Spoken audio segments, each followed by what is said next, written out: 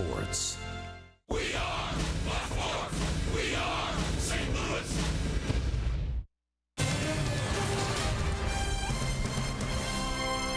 This is St. Louis Cardinals baseball. And tonight from Busch Stadium, the last series of the season. The Milwaukee Brewers are here, game 1 of 3 at Busch. And with Rick Horton, I'm Dan McLaughlin, and Jim Hayes is here as well. Welcome to Cardinals baseball. Disappointing series against the Cubs. Chance to play spoiler tonight for St. Louis. Been a roller coaster season for the Cardinals, and no, it's not a meaningful game for St. Louis, but it is for Milwaukee. They're trailing Colorado by just 2 games in the wild card race. John Gant gets the call tonight for the Cardinals. You are the best fans in baseball. The Cardinals and Milwaukee. Game 1 of 3. And it comes your way next.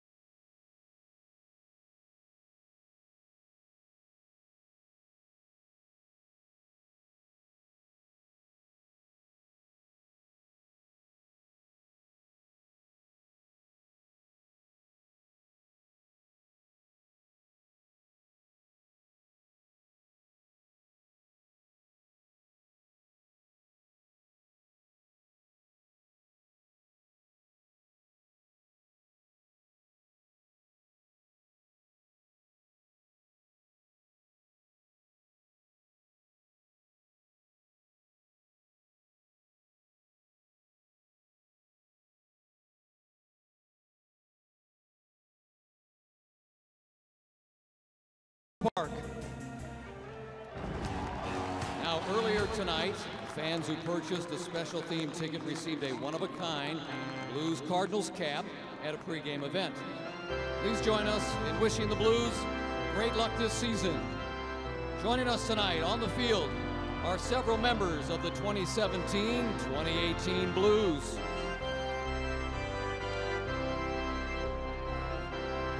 We begin with number 4, Carl Gunnarsson.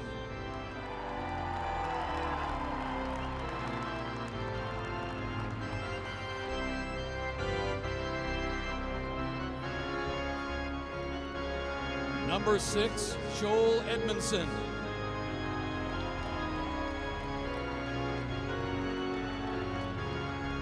Welcome to St. Louis, number 10, Braden Shen.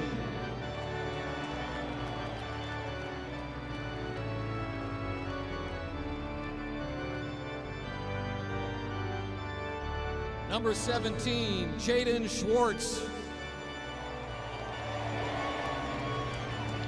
Number 19, Jade Bomeister. Number 20, Alexander Steen. Number 23, Dmitry Yaskin. St. Louisan, number 26, Paul Stasny. Number 28, Kyle Brodziak. Number 29, Vince Dunn. Number 37, Clem Costin. Number 40, Carter Hutton. Number 41, Robert Bortuzzo. Number 49, Ivan Barbashev. Number 50, Jordan Bennington. And number 64, Sammy Blay. Unfortunately, we're going to miss him the entire season with an injury. Cardinal fans, let's hear it for number 15, Robbie Fabry.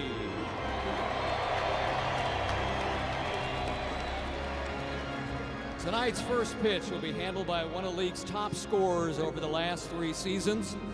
Last season, he led the Blues with 39 goals in the regular season and 116 in the last 3 seasons. Please welcome number 91, Vladimir Tarasenko.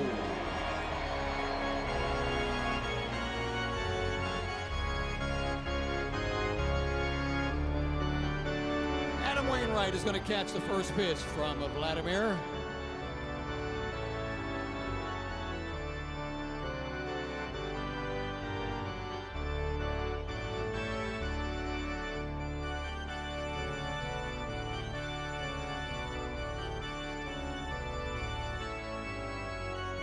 All right, everybody, let's hear it for your St. Louis Blues.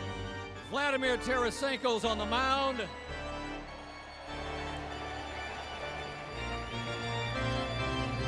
It's in there. Thank you, Vladimir. A strike from Vladimir Tarasenko wearing a Molina jersey. A couple of organizations coming together. One of the best sports cities in America here in St. Louis.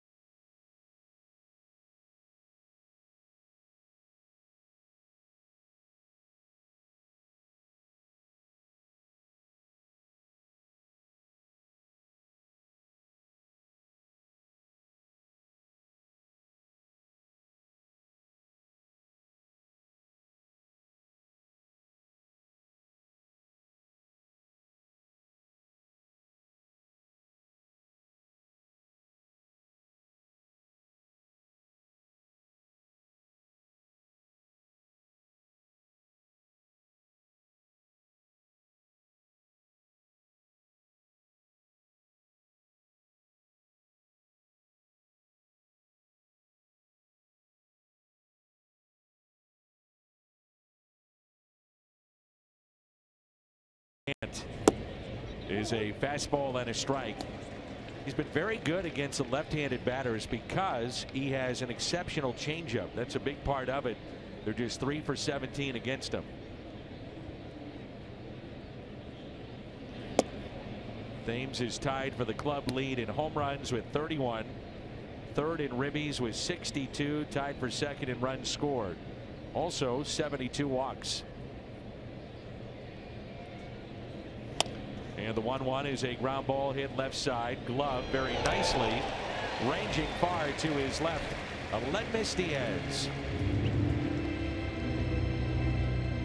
Danny, while we're at the onset of this game, I think it's important to look at our Toyota keys to the game, and I would say it simply: the Cardinals need to keep playing, and you've got 162 games, and you don't want to just kind of fold and start thinking about yourself. I think it's a chance to teach for Mike Matheny and his coaches how to finish a season right, and you also want to keep playing to the best of your ability to make the Brewers have to earn whatever they are able to get by the end of the season. So you just keep playing, and it's easy, Dan, and we're not used to this, for a team that's out of it to lose your edge, and that develops bad habits. Even in 3 days, you can start going in the wrong direction. Neil Walker hitting .274 as a Milwaukee Brewer. 4 home runs and 13 RBIs. Was with the Mets after a trade with Pittsburgh, and now with Milwaukee. Fouled back for strike 2. Mentioned this before, but Gant throws the Vulcan changeup. Describe what that is. Well, he's just really spreading his fingers out and leaving the kind of the 2 fingers on the left, the pinky and the ring finger, separated from the middle finger and the pointer finger, and that's just going to take speed off, and it's going to be like a forkball, really, like a forkball or changeup. And again, very effective against left-handers when it's down. Jeff Supon's the first one that I heard use that term. Was that part of your word of the day with soup? No, we had some other doozies. What a good guy. I know one of your favorite moments with Jeff Supon is him coming out from the bottom of the pile. It's my favorite. And I happen to be with one of the participants in that battle with Cincinnati, and you will be with him sometime during the game. Scott Rowland. He's in town with some of his kids, I believe. Around the Horn is presented by Dobbs, the Cardinals defense. Grichuk, Pham, and Piscotty. That trio in the outfield: Diaz, DeYoung, Garcia, Martinez on the infield, and Carson Kelly is behind the plate. St. Louis Blues night. Also visit with Chris Zimmerman, the CEO of the St. Louis Blues. Here's Ryan Braun. The giveaway being worn, the warm-up sweater / jersey. Cardinals were wearing those during batting practice today. I was impressed with the number of Blues who showed up tonight as well. Ever since the Rams left town, there's been more of an emphasis on the 2 franchises coming together. Bill DeWitt III, the Cardinals president, is a huge hockey fan. His family in Cincinnati actually owned a minor league team. So growing up, in a way, he was more of a hockey fan. Could be 2. The turn by Garcia, double play. Nice range to the left. Being shown there by Aledmys Diaz down at third. A double play. We head to the bottom of the first.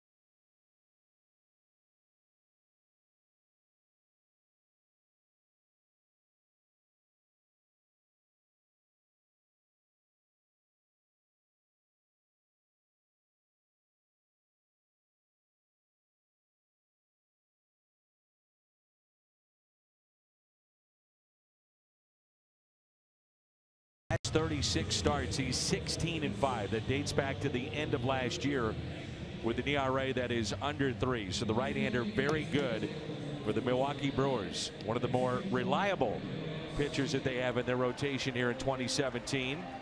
Greg Garcia, Tommy Pham, and Paul DeJong, followed by Martinez, then Piscotty, Grichuk, Diaz, Kelly, and Gant. The range to the left of Aledmys Diaz caught my eye defensively in that first inning. Really good start for him. He's a guy trying to find out what his primary position will be in the future. I think the decision is made. It's not shortstop. The Cardinals have had a good fill-in Paul DeJong, who's been terrific. The numbers for Anderson you mentioned, so good, 11-4. The Hyundai pitch arsenal. He's a guy that's going to throw a lot of strikes, and he often stays out of the middle of the plate. And as obvious as that is to say that, Dan, the better pitchers are going to keep doing that. They're going to keep hitting corners in and out, and that's what Anderson does.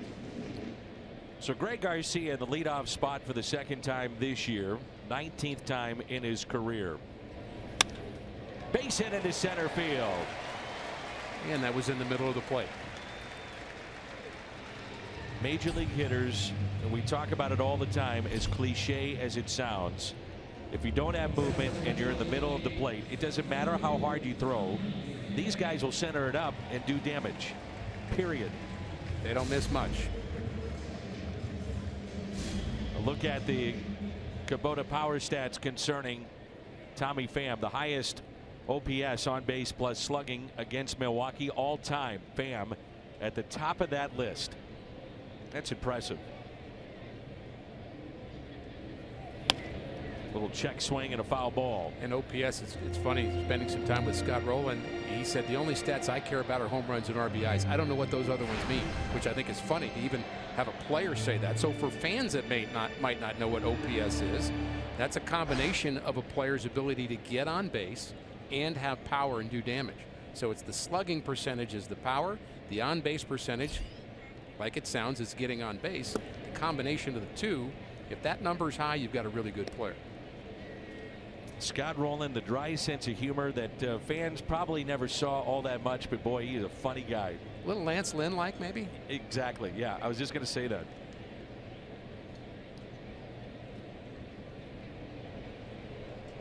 See if they throw over here. Garcia leaning, and he's back in safely. You did an event with Scott Rowland earlier tonight. How'd it go? Oh, he was tremendous. A lot of the Cardinal sponsors were there, and I had a chance to get to know Scott in a way that was very personal. And of course, we appreciate all the sponsors that make this thing go, part of the Cardinal family, and 3 million plus fans that are part of the Cardinal family each and every year. 3.4, nearly 3.5 this year. It's tickets sold coming through the turnstiles. An enormous amount of people. But you'd have to say, with the Cardinals coming up short, changes on the horizon. If you don't win, you got to change things up. I think everybody's ready for that. I think Cardinal fans are. Here's a 1-2. I mean, you're certainly loyal to your guys, but you know that change is inevitable in this game. Even Scott Rowland moved on to go to Toronto and then Cincinnati at the end of his career. It just kind of the business of baseball. And he was one I thought would never leave St. Louis. He was the perfect fit for this fan base. Great player, part of a championship team. Just remarkable years here in St. Louis too. 2004, he had the most votes for the All-Star game. That's how good a first half he had. It was the MV3 season with him and Jimmy and a guy named Albert. 3-2 the count. We'll see if they start Greg Garcia. Nothing to lose. Go for it. Right? Well, I think there's going to be a little bit of that. Of course, you have to play the game honestly, because the game matters to the Brewers and there'll be scrutiny on that, and nobody wants to be called a spoiler. You don't get any awards for that. Start the runner, avoid the double play, and the out. You were right on it. Tommy's hit into a fair number of double plays as well. With every night, you wonder about the eyesight of Tommy Pham. something he's always fiddling with, trying to correct. And one of the things that he said is that day games are a little bit more problematic than night games usually. But I think with his vision, I'm not sure there is a usual. I think it's a daily issue with him. And it's highly unusual to have that condition in play at a high level, much less at all in Major League Baseball. Here's DeYoung, and I thought the play last night to end the game, kind of a microcosm of the Cardinals season. The Cubs, one-run game. They had celebrated the night before, and they officially eliminate the Cardinals on a game-saving catch over the wall. Well, we had on the post game the similarity between the Keon Broxton play in Milwaukee and this play. Game's over. With that play, climbs the wall. Martin makes a terrific play, but Broxton did that in Milwaukee, so twice we've seen that in the last month. Grounders softly hit to third. Advancing Garcia to third base. The Brewers defensively, Braun, Phillips, Santana in the outfield, Shaw, Arcia, Walker, Thames on the infield. Vogt is behind the plate. And around the horn is presented by Dobbs. In steps Jose Martinez, who has been on base 24 straight games. His on base percentage in that time is .424, and he's driven in 14. Nolan Arenado with a home run, and it's 1-0 Rockies. We'll keep an eye on that game. They square off with the Dodgers. You mentioned something key. You want to play it honest.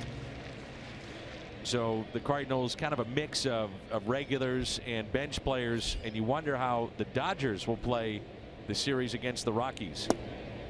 It's a good question. And you know, you think about spring training rules, Dan, that are understood if they're not written, and it may even be written. When you're playing a certain exhibition game in spring training game, you're obligated to play X number of regulars, and that's more for TV audiences that want to see the regulars play and not just number 99s. But you wonder whether there should be a rule at the big league level for games in late September for the same reason. It's a great point. Certainly up for debate is expansion of the rosters in September. Yes. And then taking a harder look at, what do you think, maybe the final week and how you play the regular season in games that matter. Yes. Now there's not many of those left, unfortunately. I thought we were going to have a wild card race in the American League that would go down to the last day, but that really fizzled.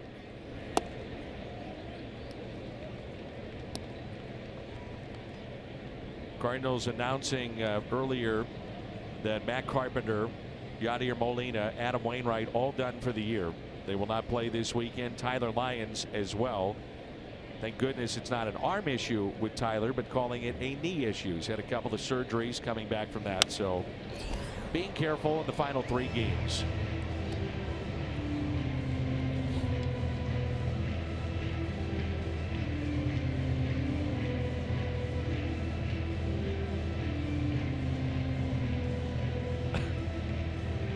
That does not need any description. Nope, we'll just move on. You and Scott Warman, that's how you get ready on the set. Pre-game shows. Wow. Glad we saw that. 3-2 is down the right field line and out of play.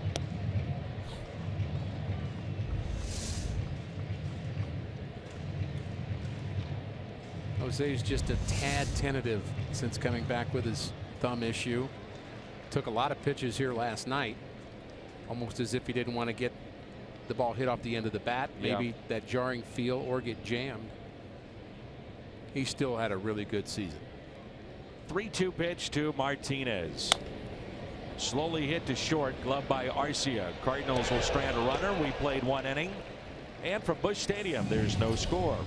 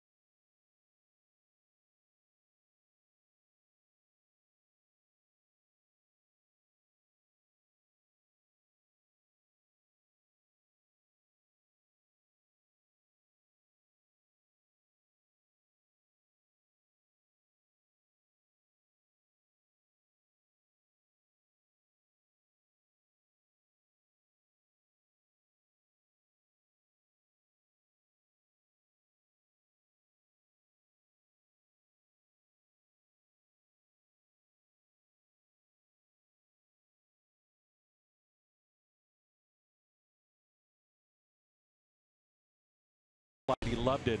There's a look at third base. One of the great third basemen that ever played the game. An 8-time Gold Glover, 7-time All-Star, and our friend Scott Rowland. Great to have you back in St. Louis. Thank you, Dan. It's great to be here, of course. I do love that camera. This camera right here. That one. Yeah, the one that puts you on. It's awesome. It's so comfortable. Yeah, isn't it, though? Yeah, it feels good. Yeah. I feel at home. I know you really wanted to do this interview. It's awesome. I'm on delay, though. So no, you're not on delay. Let's get that straight. I'm not? No. Oh. Tommy would like to put you on delay, but we can't do that, so be clean, please. We'll see how it goes. I saw that you and the cat were hugging it out, and that got me emotional. Well, it was a real tear-jerking moment, too. I got to see a lot of my old friends. Billy, I got to tell him how terrible. I told Billy the field looks great except where it's green. He was very appreciative of that. What keeps you busy these days? Well, my son's out there in the owner's suite. Not that I'm an owner by any means, but he's 10, and he's playing soccer and basketball and baseball. My daughter's playing volleyball, basketball, and I get to coach sports that I don't know much about, so that's not bad either. Actually, she's playing volleyball right now, which is great because I don't know anything about it, so I can just sit there. That's perfect. I can pace back and forth. Are you mean or are you nice? I just remove myself. Do you? Because I need to concentrate. I need to focus. Is that right? That's exactly right. I need to learn the game. Do you follow the Cardinals still? You know what? If I followed anybody, it would be the Cardinals. If I followed anybody. But you don't follow anybody? I haven't this year. Why not? It's a great question. It's a great question. Not that I'm busy. I can't say I'm busy. Yeah. I'm fake busy. I come up with things to do. I cut wood, mow. Yeah. Play bad rounds of golf. But you know, I'm like I said, I'm coaching these guys and running around, and I'm in bed by like 9. It's a little different lifestyle. Games are too late. Games are too late. The games are too late for me. I'm up at 6 taking the kids to school. Do you miss it? No, because I can't play. Well, yeah, you could. At the very end, you still could play, and you decided to walk away. For a game. No. You were better than that. And then I would crawl off the field. No, I physically can't play. So that's kind of what I'm saying. Do I miss being out there with a guy throwing a 98-mile-an-hour cutter? No. No, not at all. I don't, because I'd have no chance. You missed the 1st and 15th. 1st and 15th. Those weren't bad days. I agree. You had so many great years here in St. Louis. Did it turn out the way that you thought it might when you came over from the Phillies? It was better than that. I mean, you know, look at the sea of red out here, Dan, that we have. It's the best. It's the sea of red. There's no question. And just from where I'm from locally, this is as local a team as I could have been traded to at the time. And I stepped into a situation that the players, you know, that were here, all through, they were a close-knit group of guys. They were professionals. You know, we were all about the same age. We started having, you know, we were married and starting families at the same time. Our wives hung out together. I mean, it was an incredible group of men, grown men, being professionals and playing a sport as well as we could. And you know, man. There's a base hit into right by Santana, and Shaw will stop at second base. So, go ahead. There's so many aspects of it. Like you said, I mean, you look at the stadium every night. You know, you can't have everything everywhere. But we did. This is different here, isn't it? It's different here. We had the group, we had the guys, you know, we had the wives and the families, and the organization took care of us. We had a beautiful ballpark, and it was filled every night. So, you know, we weren't missing anything. What was your favorite moment wearing the Cardinal uniform? Wearing the Cardinal uniform,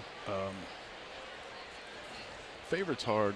One that sticks out in my head, I think I mentioned before, was standing at second base after we won the NLCS in Game 7. We beat Clemens in Houston with a you know, unbelievable series that was at the time, and that was the old Busch Stadium, and I was standing there with Matheny, and he and I were talking, and we were looking, and the confetti was coming down everywhere, and I think one of us, I'll take the credit for it, one of us said, you know, wow, let's not forget this. You know, let's not overlook this, because you're going. Oh, we got the World Series, we got a bunch of stuff. But I think we took a second right there and reflected and said, wow, this is pretty special right here. Let's make sure we put this one in the bank.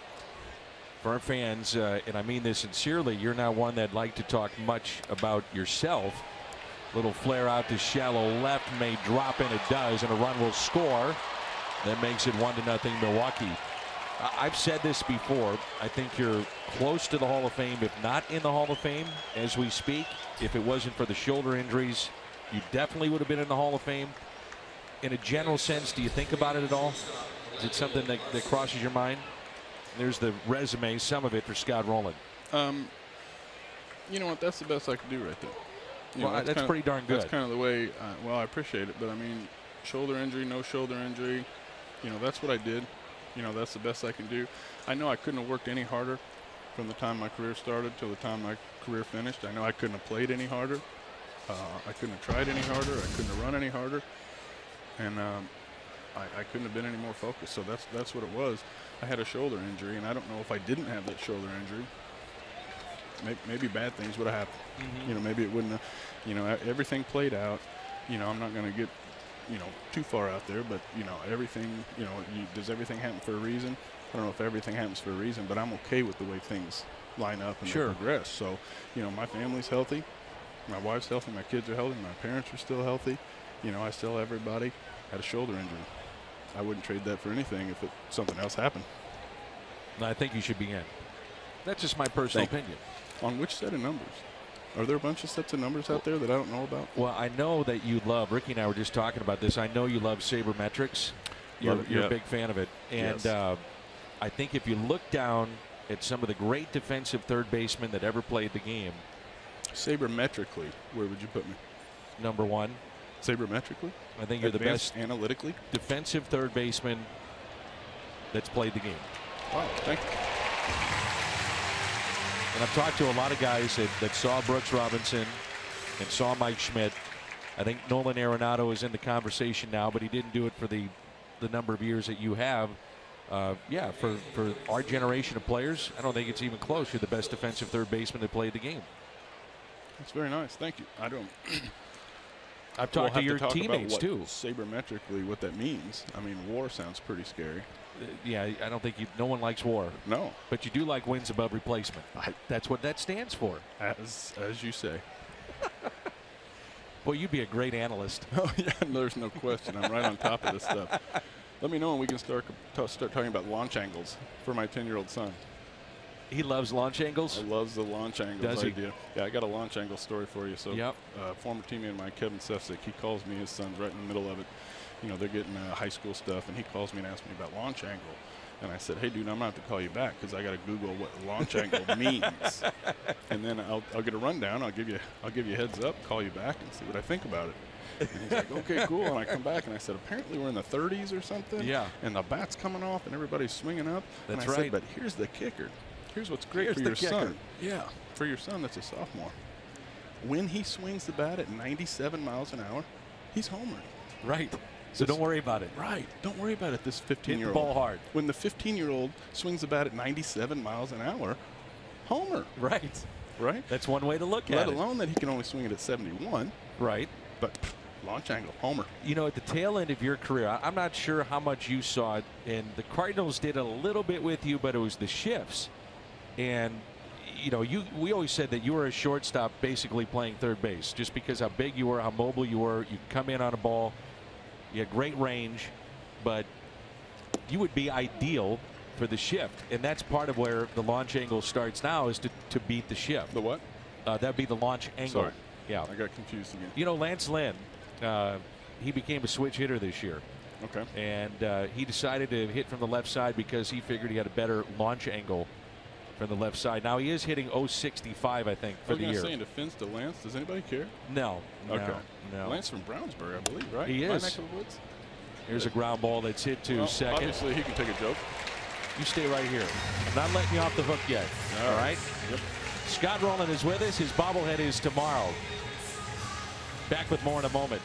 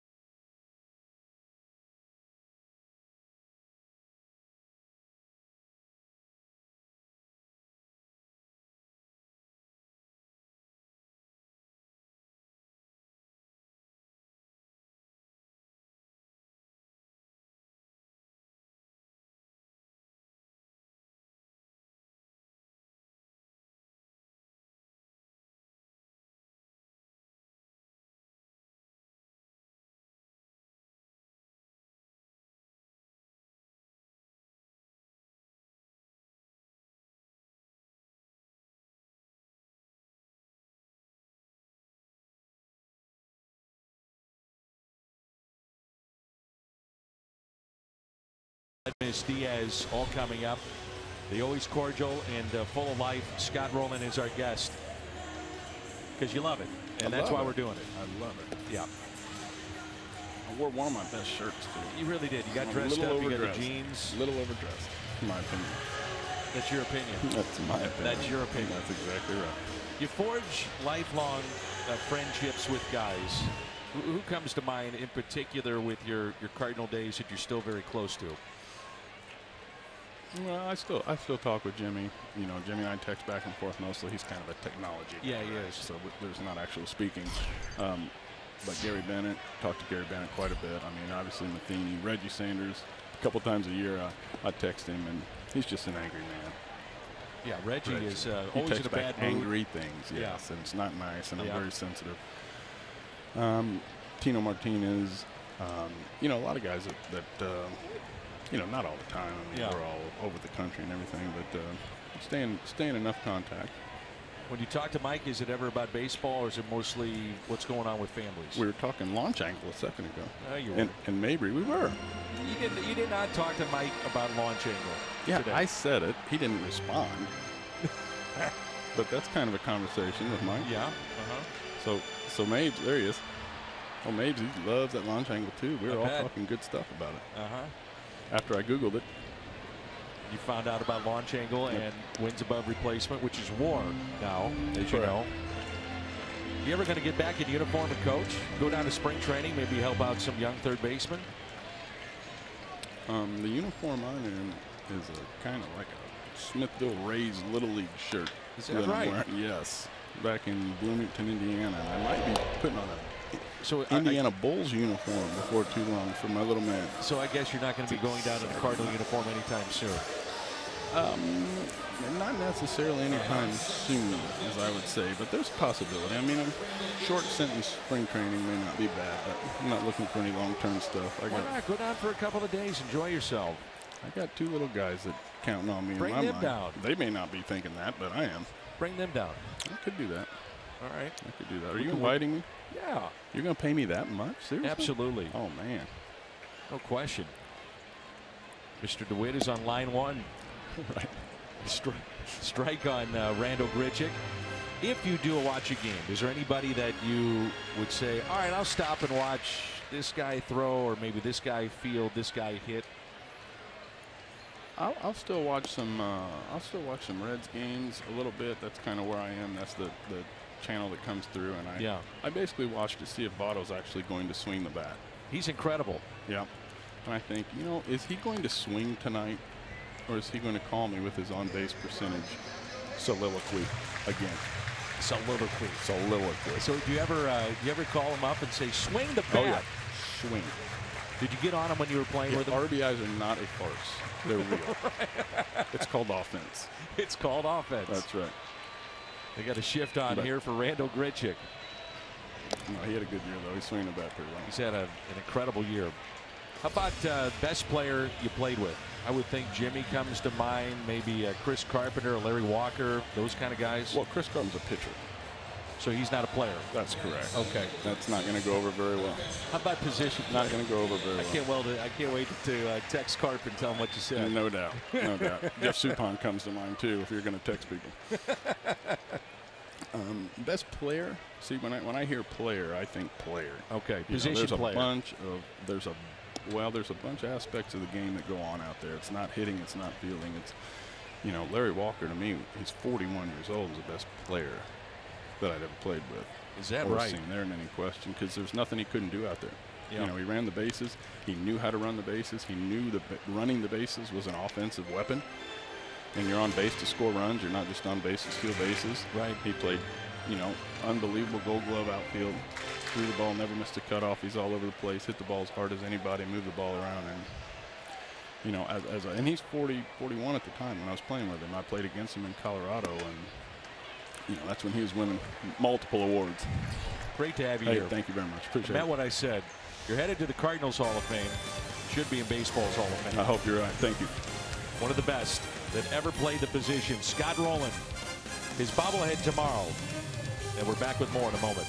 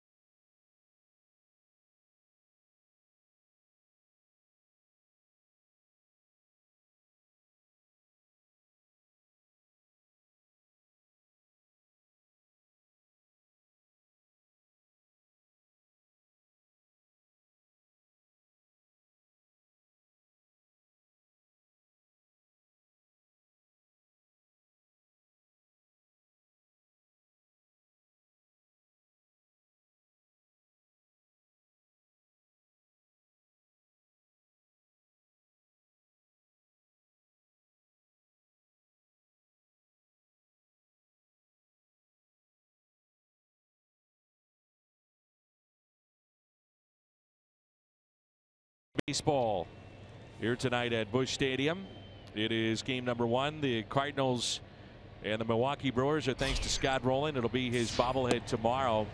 Mentioned before our first pitch, number of guests here tonight, including on Blues night here at the ballpark, Chris Zimmerman, who's the president and CEO of the St. Louis Blues. Great to have you with us. Thanks. It's fun to be here. It sure was fun to see Tarasenko throw out the first pitch. I was impressed. We had video of him down below the seats and in the batting area down right by the dugout, and he was throwing strikes. I mean, how much baseball did he play growing up in Russia? I don't think much, but he was clearly committed. Yes, and he wanted to make sure that he didn't have to live with his teammates for the rest of the year razzing him about a bad pitch. So you and the Cardinals have come together and really joined forces after the Rams left town, and this has become a great partnership, hasn't it? Oh yeah, it's fantastic. I think both teams really appreciate working together, not just the teams, but our staffs.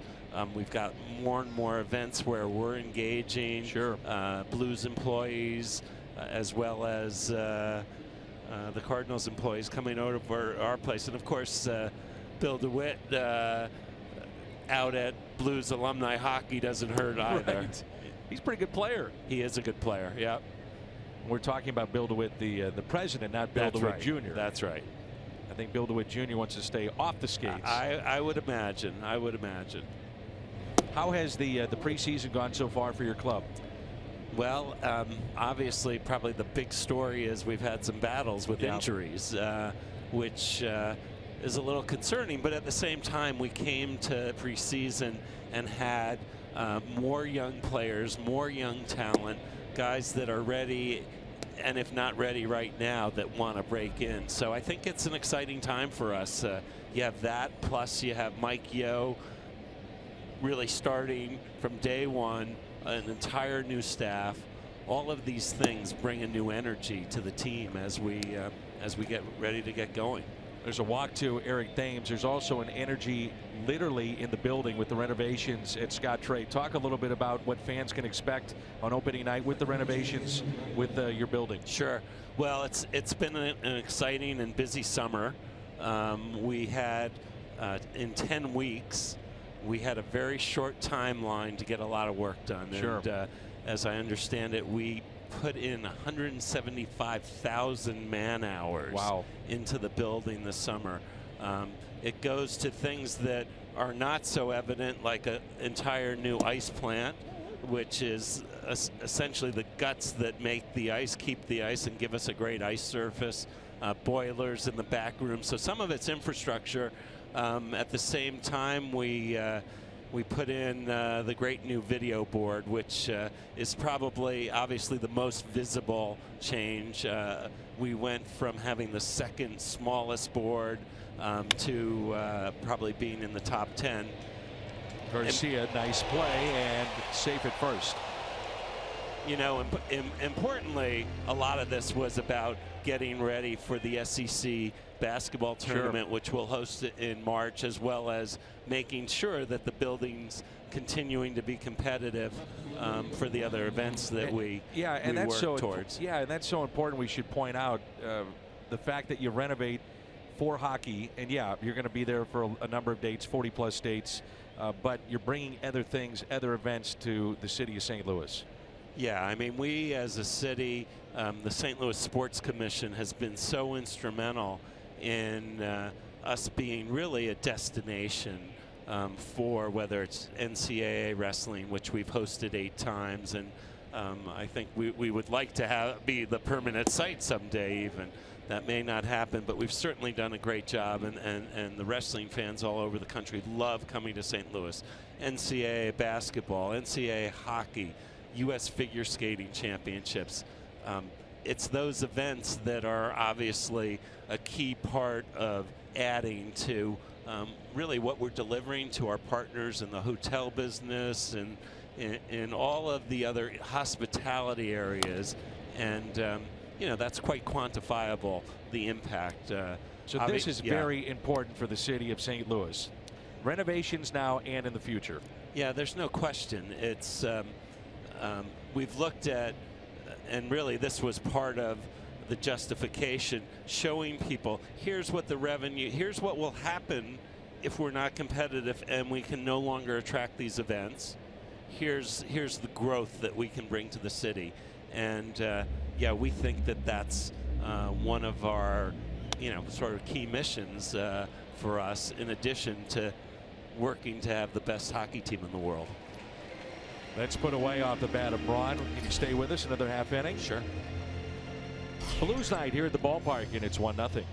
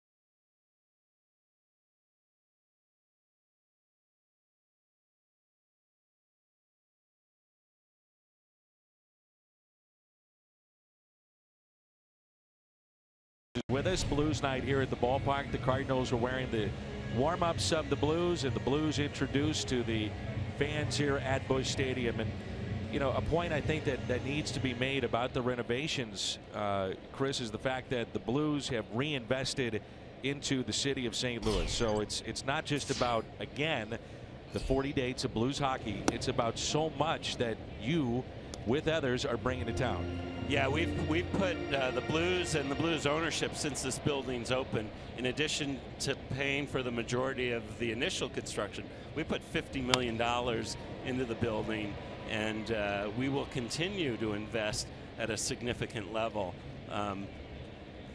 The partnership with the city is all about how do we actually move back to a top-tier facility again, and so that we're excited about what's happening. You see all the fans here in Busch Stadium. Now these fans in about a week start wearing the blue, and so they go down the street, Clark Street, to Scott Trade Center. How about the ticket packs and the best way to get the best games throughout the season? Well, we've obviously the best way is to become a Blues season ticket holder, of which we have full seasons, we have halves, and then we have some of the smaller packages, if you will, for people to get involved with the team, and we think we do a good job, obviously, of taking care of our fans, giving them preference, giving them an inside look into the team, all of those things. In the end, a lot of what we also care about is just continuing to create a great experience in our building. We love coming over here. The Cardinals and Busch Stadium and the staff here is fantastic. Obviously, we had a very insider look at that at last year's Winter Classic, which for us and the city of St. Louis and the entire region was such a magical event. And I think we might have even been talking about it a year ago as we prepared. It was incredible, and because of that, the NHL said it was one of the best that it's ever had. I've been reading and seeing the rumors of the bid potentially of an all-star game coming to St. Louis. Is that something that you would anticipate?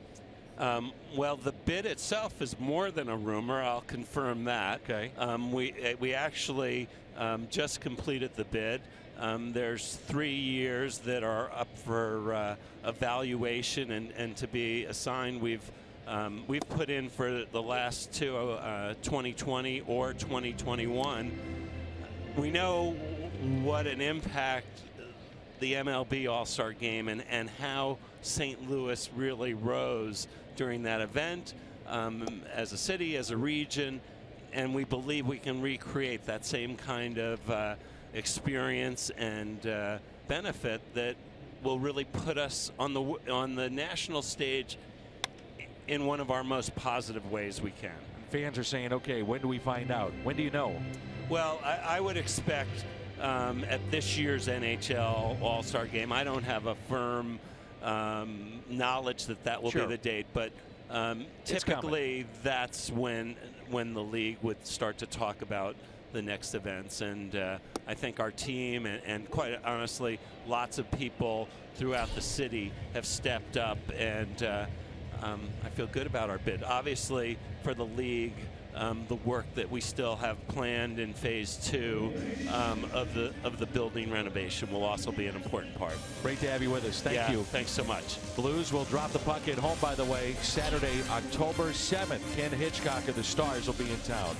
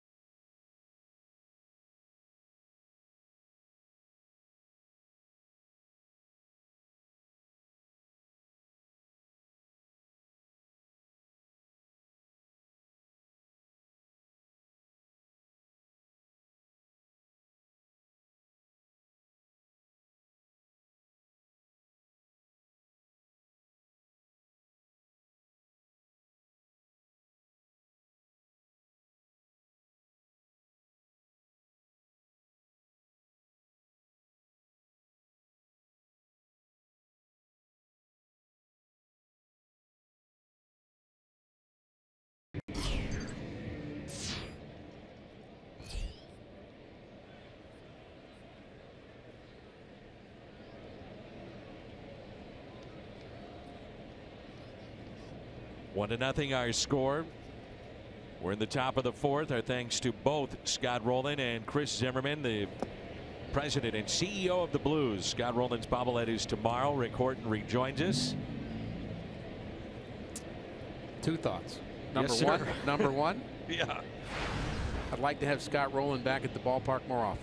Me too. That's number 1. Number 2, I'm excited about the Blues. I am too. That conversation with you and Chris, just thinking about what's ahead and not only the improvements that Scott trade, but just thinking about a new season. There's something fresh about that, and exciting, and we've been on a roller coaster here with the Cardinals this year, and it's just be nice to start over again with the Blues. And then when that's done, we start looking towards spring training again. St. Louis Cardinals baseball is brought to you by your St. Louis area Volkswagen dealers. Visit VWDealer.com. And by Academy Sports and Outdoors, for all for less. Eric Karros, who will be on the call tomorrow. Game will be on FS1, will be our guest next half inning.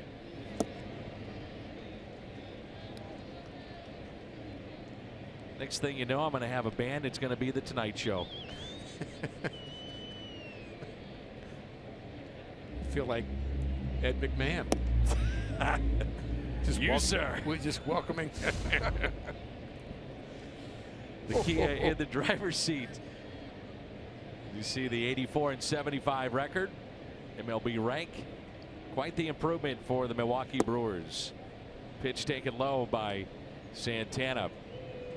You want to stay in for the Eric Harris interview? I like you doing a great job, Dan. You sure? I want you to interview me the inning after that. That'll be fine. Okay. Look forward to it. That pitch taken a little bit low.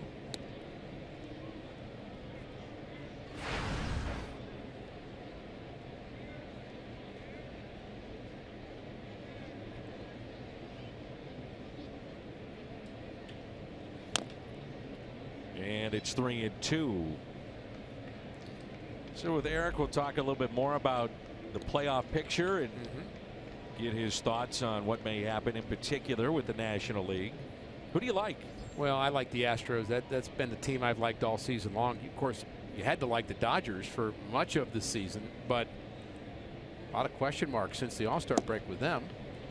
I just think the Astros have a complete lineup. Their lineup is so good, and they, you know, playing in the American League too, the way they've dominated at times. I have to admit the American League's a little stronger than the National League the last few years.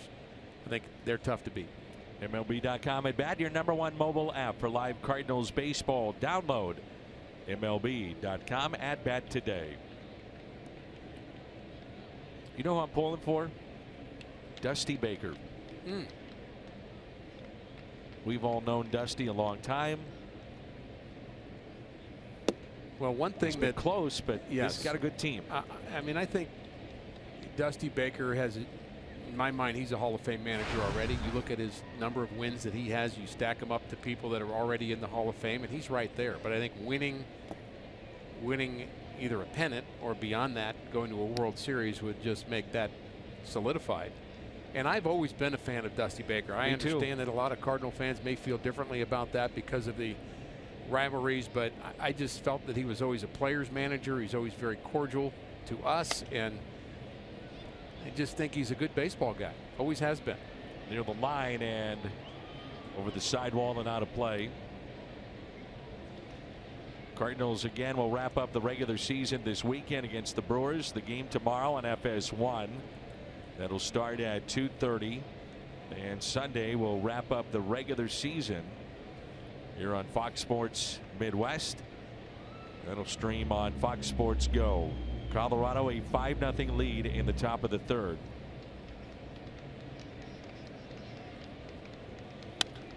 That's well hit. Out to right. And gone.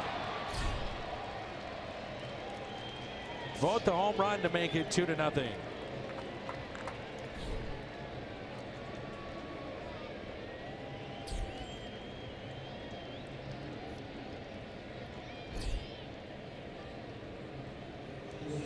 Both RBIs in this game now belong to the Brewers catcher Vogt.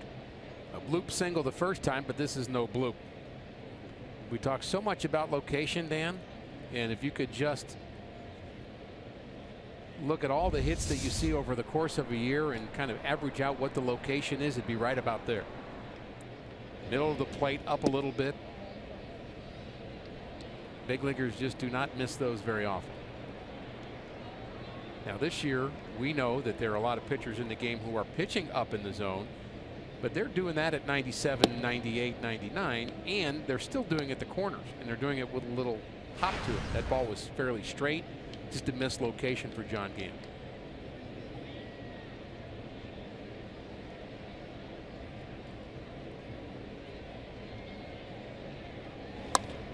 And that'll be a base hit into left.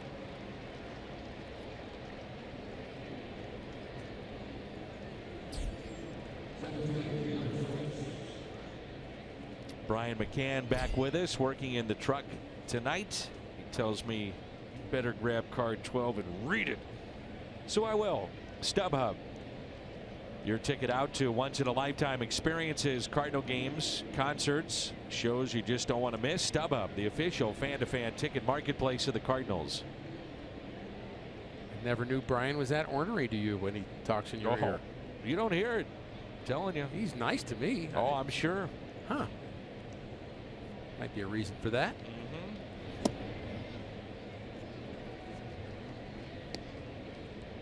Wait a minute. I was wondering if you were. I said that, but you said there's a that's a shot at me. When you go back and review the games that we do, Dan, as I know you do, you might think differently about those couple of seconds. Well, I know I'm going to get a phone call later tonight. It'll be during our conference call tomorrow to review game film at 6:30 a.m. like we always do.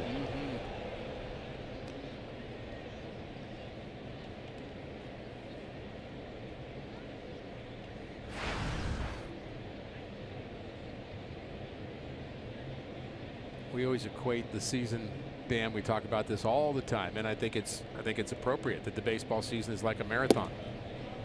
Well, we're at mile 25. We've just found out that we're not going to win the marathon, that some guy a lot faster and younger has won it. You're making that last turn, and you just have to finish the race. You can't stop. You can't run 25 miles then stop. You just keep running.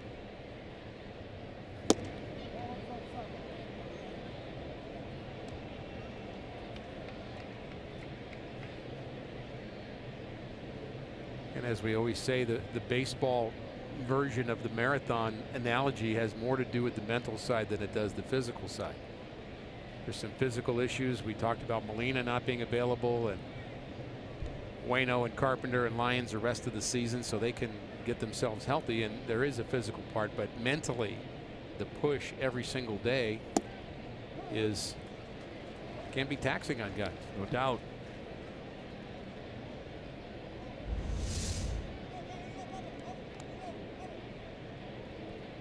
Just missed, a little low.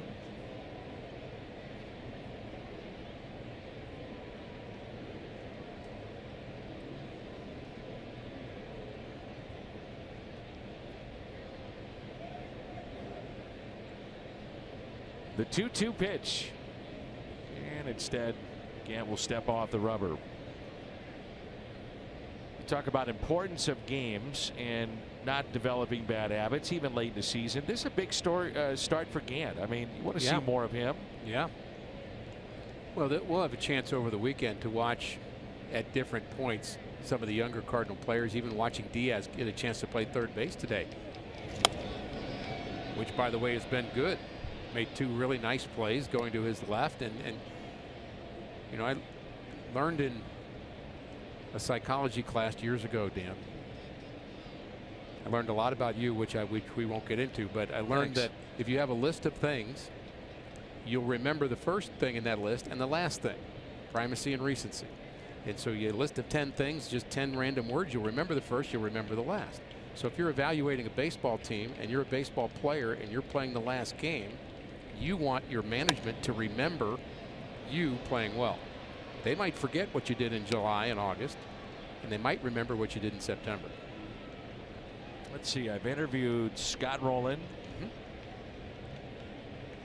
We've talked a little Blues hockey, and now I'm working the game with Dr. Phil.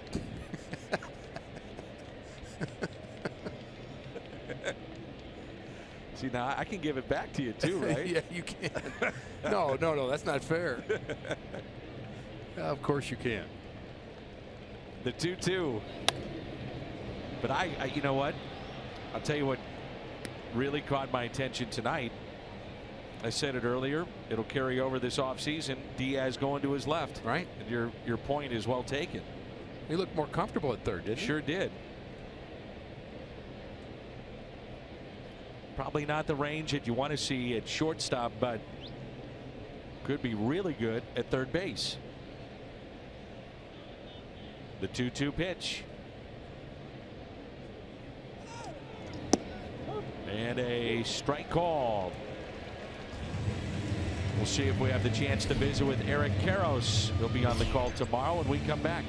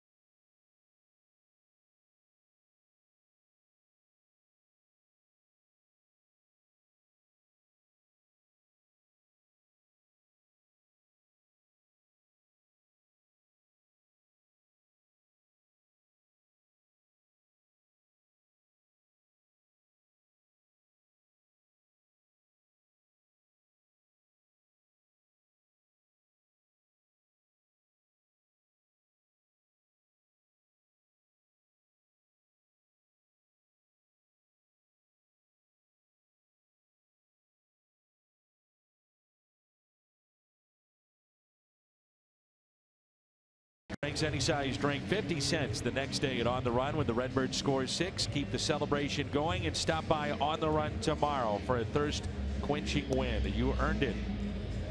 Eric Karros is our guest, longtime Dodger, former Cub, and working with the studio show in FS1 and some of the games as well. You'll be on the call tomorrow.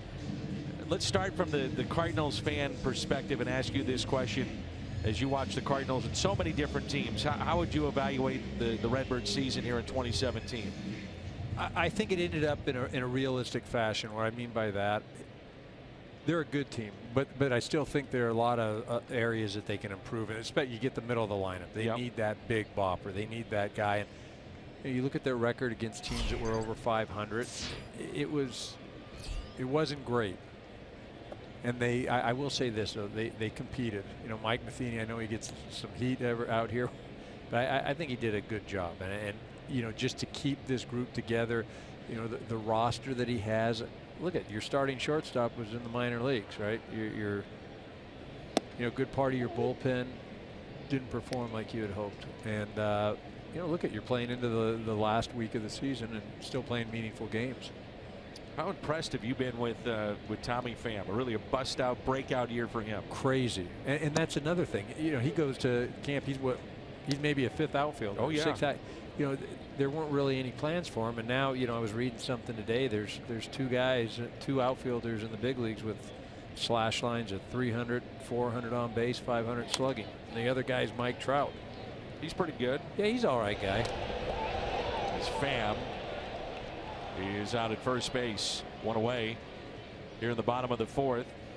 And then the Brewers on the other side, you're talking about a team that's still alive. And we mentioned it at the beginning of the broadcast. You know, the Brewers, you were thinking 2018, 2019.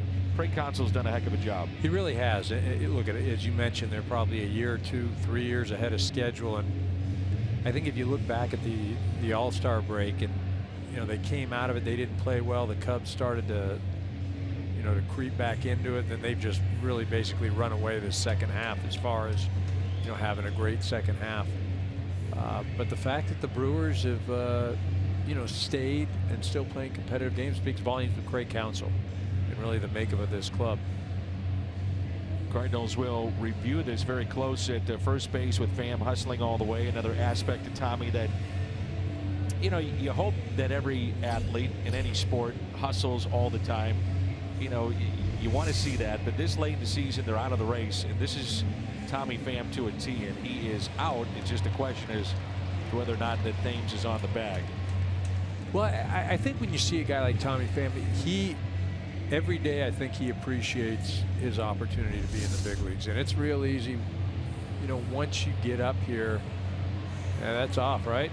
What do you think? That looks like a little space. I'm looking at the scoreboard. I'm getting excited. I'm watching the game here. But again, that just speaks volumes of his ability, his appreciation. Out. What the heck? That's not the view I saw on the scoreboard. Either that or I got to get my eyes checked. I'm with you. Anyhow, though, that's the thing, though. It's refreshing, and that's what Cardinal fans, you have something to look forward to in that. No, he was on. He was on. Who do you like coming out of the National League? We'll start there. Man, the question would be, who don't I like, right? And the don't I like is probably going to either be one of the wild card entrants, whether that's Colorado or Milwaukee. But I could make a case everywhere. I think Washington right now probably has got the deepest team. They're playing the best. The Dodgers, you know, are they going to get back to that stretch where they were beating everybody? Arizona's dangerous with their staff, you know, and the Cubs are the returning world champs. So man, live or die right now. I think I probably, Strasburg, the way he's pitched this second half, I think he's the best number 2 guy out there right now. Sure. So I probably Washington right now. Left center off the bat of Paul DeYoung, and gone. The rookie has done it again. Paul DeYoung with 25 home runs, and he wasn't here for the better part of the first 2 months. You know, you just hit it on the head. That's what you start to wonder. You know, he wasn't here. I don't think he was in anybody's plans. Tommy Pham wasn't in anybody's plans. Yet these two guys might be the top two players on this team right now. A shortstop and a rookie hit 25 home runs. Man, oh man. And that's the thing with St. Louis. They're not that far away. And the pitching's all there. Like I said, you get a big bop or somebody that hits in the middle of that lineup, and there's going to be opportunities out there. You know, reports today they're talking about Josh Donaldson, right? You know, you got J.D. Martinez is going to be out there. The Stanton deal. You know, who knows what happens there, but there will be opportunities. How about in the American League? Somebody stand out there for you? Well, I'm going to say the obvious. You know, that Cleveland team's been playing well, right? That's what I'd say. Cleveland and Houston, right? Houston's been playing extremely well this last 2 weeks. And Correa's been back. He's starting to get acclimated again, finding his stroke. Verlander's been, you know, really a godsend for that ball club. And then you have the sleeper, the Yankees. They can do some damage. Again, you know, they're going to have to win that wild card game. They should, but the way Tanaka threw today, that bullpen might be the best. You know, and I know that's saying a lot with Cleveland, and even Houston has some arms, but Joe Girardi's got 4 or 5 guys that he can draw from in that Yankee bullpen that have swing and miss stuff. There's Jose Martinez, emerged on the scene again this year for the Cardinals. Another one of their rookies, a 3-1 pitch, and he waves at it, 3-2. Frustrating year, probably the best way to put it from a Cardinal perspective. Very frustrating. Well, so many close games, so many one-run ball games. You know, the struggles against the Cubs. It's sharply towards second. I mean, I think for me, just the way it ended the other night epitomizes the Cardinal season. It's microcosm of the season. It really was. It just, you just almost got to kind of chuckle and just say, this, no matter what we did this year, it wasn't going to happen for us. Are you one of those guys, Eric, that says, okay, the MVP is the best player in the league, or he's the best player on the team that maybe won the division? Somebody's got to. And I'm talking about Stanton. No, right. Stanton gets to 60 home runs, and then you say, man, that's a nice number. I know it's only one more than 59.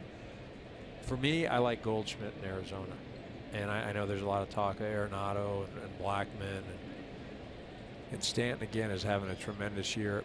But I think there are other guys that are having great years as well. So I like Goldschmidt. I just like what he's done in Arizona. He's been consistent all year long. But you can't ignore this. This is Stanton, man. Would you give Judge a hard look at MVP? Judge he's right there. The only reason I would give it to Altuve is because Judge effectively had a month off. Sure. Well, our fans get to hear you for 9 innings tomorrow. Oh, joy. Oh, looking joy forward to it. Thanks a lot, buddy. Have a great off season. Eric Karros coming up on the broadcast on FS1.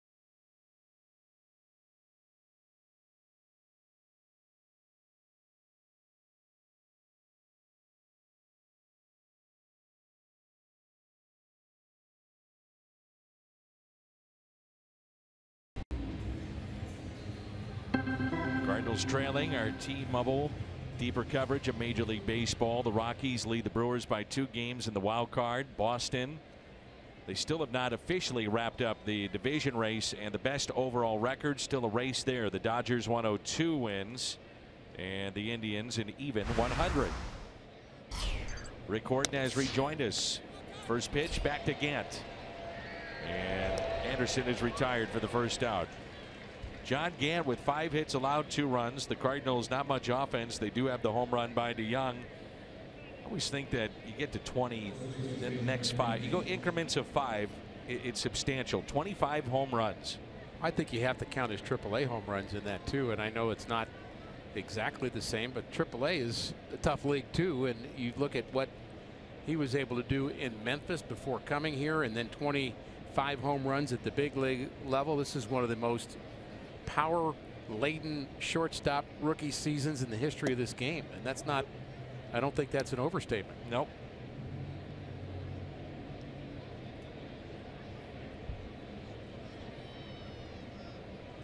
.20 home runs this season as a shortstop. Ties Cal Ripken that category. 8th most, charging DeYoung, and safe at first.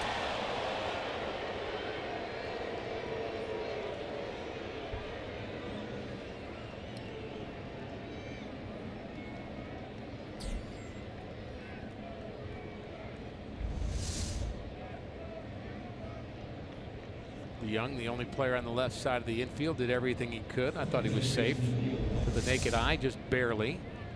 That's one thing about Thames. Not only does he hit with power, he also runs pretty well.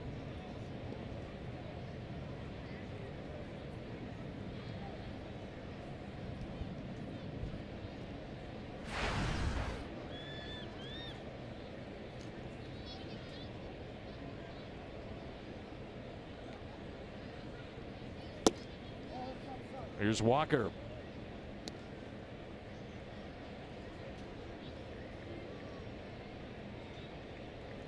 Well, looks like you got me a Scott Rowland baseball. Thanks, Dan. Absolutely. Appreciate that. Hand it back over. I had it for 2 seconds.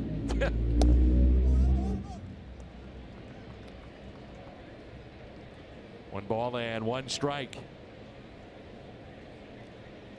We had the distinct pleasure tonight to visit with one of the all-time greats in animation. Huge Cardinal fan. He said the whole reason for coming to St. Louis was to come up to the booth and visit with us. We had no idea. 50 years a Cardinal fan. 50 years he's been a Cardinal fan. And my kids are going to be really jealous. But I've got a present coming home for them because of meeting this fine individual. So you're gonna surprise the kids, and you're not going to tell everybody else what it was? Well, they're not watching. Okay. So I'll tell everybody else. Okay, I was hoping so. I would have otherwise. The 1-2 lifted out to center. Ladies and gentlemen, we met the voice of Patrick from SpongeBob.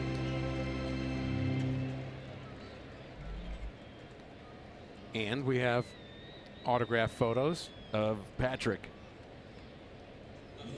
He's a huge Cardinal fan, so he came in from LA and wanted to come up to the booth and watch a game and taking it in. Grew up in Idaho. Yep. And loved baseball, and there was not a natural affinity for what team they might like, but he said there was something about the Cardinals, and he mentioned, of course, Bob Gibson, Lou Brock, and the team from 1967, which we have been celebrating all season long, the 50-year anniversary of that team, and he just got attached to the Cardinals, and it never stopped. He said he saw him on TV. Game was, I guess, on television, the World Series back then, and that's when he became a Cardinal fan, watching Bob Gibson. He said Gibson was his favorite player, and he watches us wherever he's at every single night. And a ground ball that's hit to short. Well, Gant, good work. It's 2-1 Milwaukee midway through 5.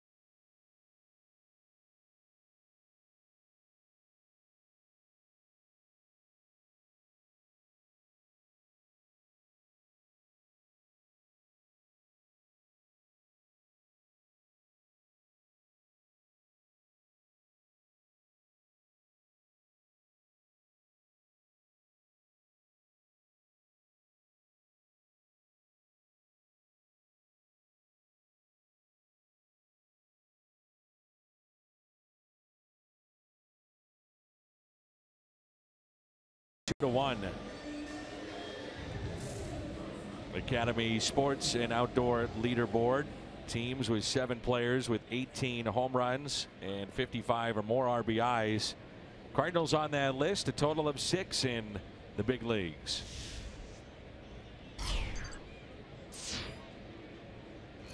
All the other teams were from the junior circuit, the American League.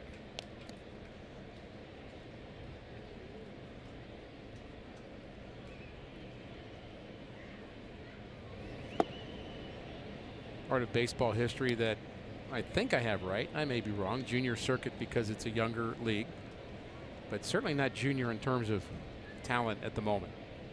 And it comes through in World Series, All-Star games.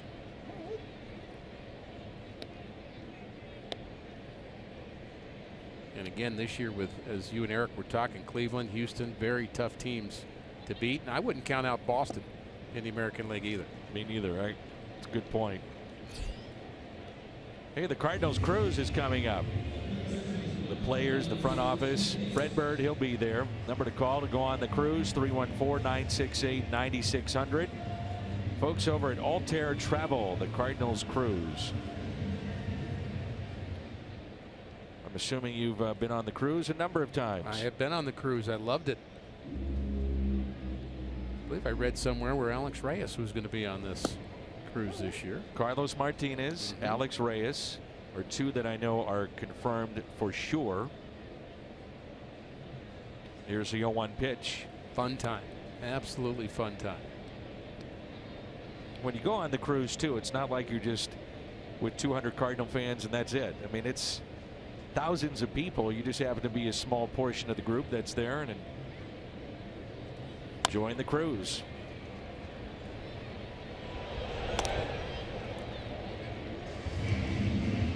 My favorite cruise story, and I just heard this recently, and I was not on the one that Brendan Ryan went on, who is notoriously late, as we know. Almost got left on an island somewhere. Someone has said we wouldn't leave him there. And I think it was down to that. I think it was last call, you're done. Goodbye. Is that right? And he finally made it up aboard.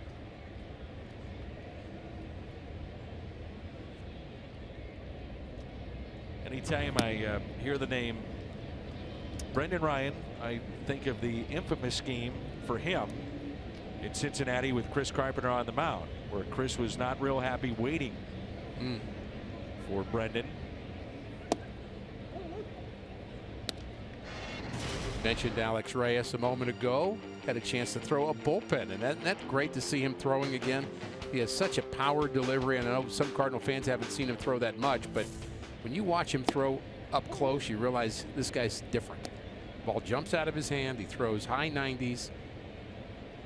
And you think about some of the negative turns for the Cardinals this year, and I think you'd have to point to Rosenthal's injury and Sun Hwan Oh having a tough season, and the combination of those two, basically, because you were expecting them both to be closers, but also Alex Reyes, who may have started in the bullpen, may have started in the rotation. We'll never know. But him coming to spring training and it being a non-starter, just, I think that was a bigger blow than we realized for this Cardinal team. Huge. There's a 1-2 pitch to Carson Kelly. By the way, Scott Rowland, in talking about the great players that you play with, did not include pitchers.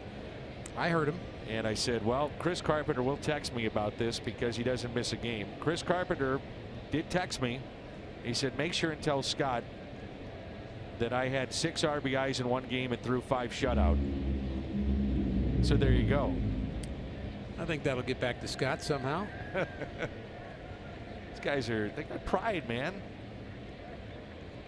He was telling me the story of those two and our sponsors here, the story before the game of the up close and personal interaction between he and Chris Carpenter during the fight in Cincinnati, because Scott, and what I didn't know, Scott got praise from then Commissioner Seelig, got a letter from him thanking Scott. He's trying to pull guys back for being a mediator. Yeah. And Scott said, you know, at some point I kind of did stop being a mediator. And he said, I was up close and personal all right with Chris Carpenter. But he says it came from being friends and being competitive. Sure. It's just not, you know, sometimes you fight with your brother. That's what you do. 3-2 the count here on Carson Kelly. Again, if you just joined us, Yadier Molina shut down for the rest of the year. Kelly pulls it foul. We've seen Kelly very good at receiving the ball, framing. That has been a plus, but still trying to get traction offensively. You could say that about his minor league career too. It took him a while to get traction offensively. Then he came alive, and now he's looking for that next level, which is the toughest level of all here at the big league level. He chops it slowly towards third, and he is out. Nice play. Travis Shaw. We head to the 6th all-important game for Milwaukee, and it's 2-1.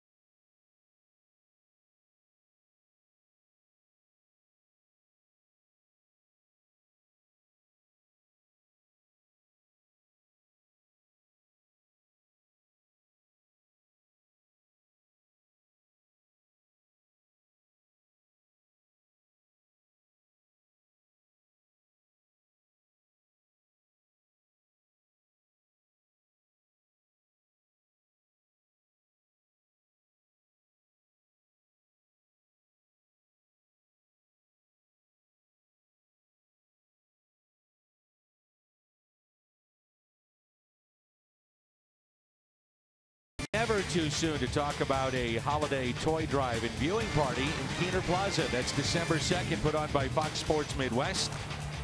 The Blues and Wild will be playing. Outdoor screen skating in Keener Plaza. Mark your calendars, December 2nd. And look for more information in the coming months. Instead of us being on every night, it'll be John Kelly, Darren Pang, and Blues hockey 3-4 nights out of the week. Always fun to go to a Blues game. Great atmosphere. Well, I was going to say, watching hockey on television, as we've, of course, in the age of HD TV, it is just a spectacular game to watch on TV now. But I will still say you just have to go see a game. There's something about being at a hockey game, and I liked your conversation with Chris about his feeling welcome when it comes to the ballpark here. But we feel the same way when we go to watch the Blues, and there is an excitement there. They do it right as well. He says the Cardinals do it right, but I believe the Blues do. It's a magical place to be, and hockey is fun. You don't have to know a lot about hockey. Just go and have some fun with it. Be entertained. It's out of play by Travis Shaw. Big crowd tonight.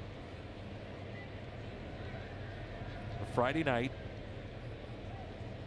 High school football in session, full swing. Cardinals out of it, and yet a big crowd. 1 ball and 2 strikes. First time for the Cardinals playing a regular season game in which they were eliminated from postseason play. Over 1,100 games. 2010, Rick. It's incredible. Last time that happened.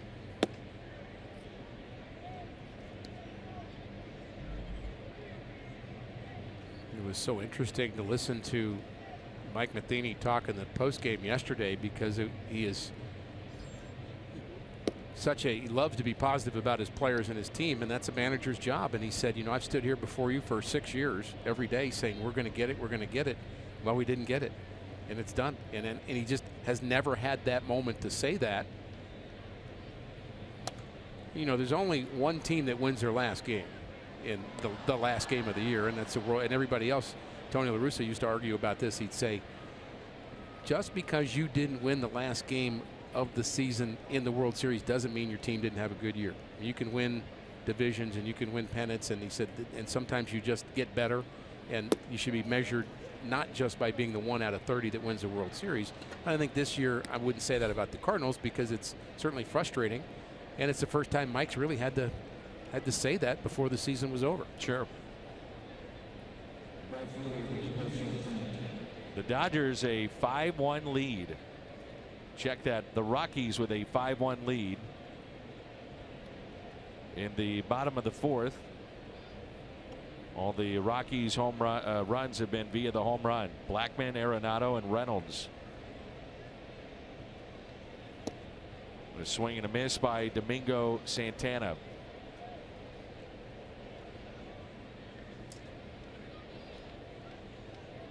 Santana leads their club in on-base percentage, runs, and walks.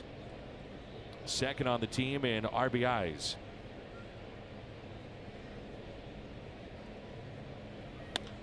That's pulled foul.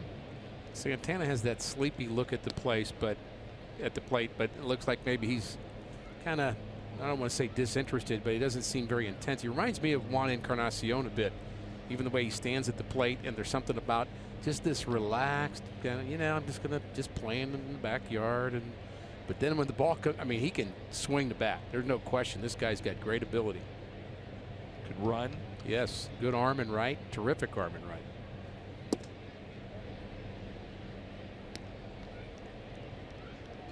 Josh Lucas throwing in the Cardinal pen. I wish they would have had that crowd mic by the catcher when I pitched years ago. Pop. I mean, oh my goodness. It pops. I'd like to have a little recording of that. Say, listen to this. Boom, boom. Listen, watch this. Here we go. Here it comes. Man. That might have been 75 miles an hour, but it sounded 170.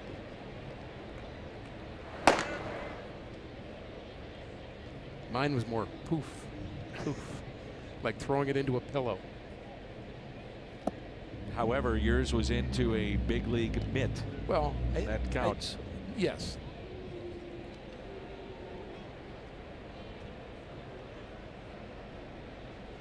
Tommy tells us this is recording audio. Yeah, that's about right. You gonna put up with that? Can't argue with it. I brought it up.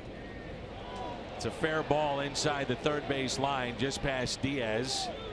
Santana to second base with a double. Runners at second and third. Ball looked like it was going to be foul, then looked like it came back fair. That was just inside the bag. No chance for Diaz. Is it going to be fair or foul? It took a bit of a right turn and went right over the corner of the bag.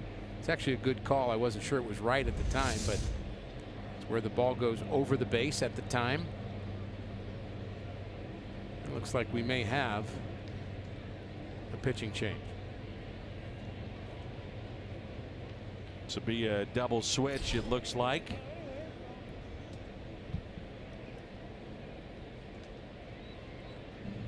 And Mike Matheny will sort that out with Sam Holbrook, our home plate umpire. We'll see Lucas, our Chevy, call to the bullpen. Cardinals trying to stay close, trailing 2-1 here at Busch.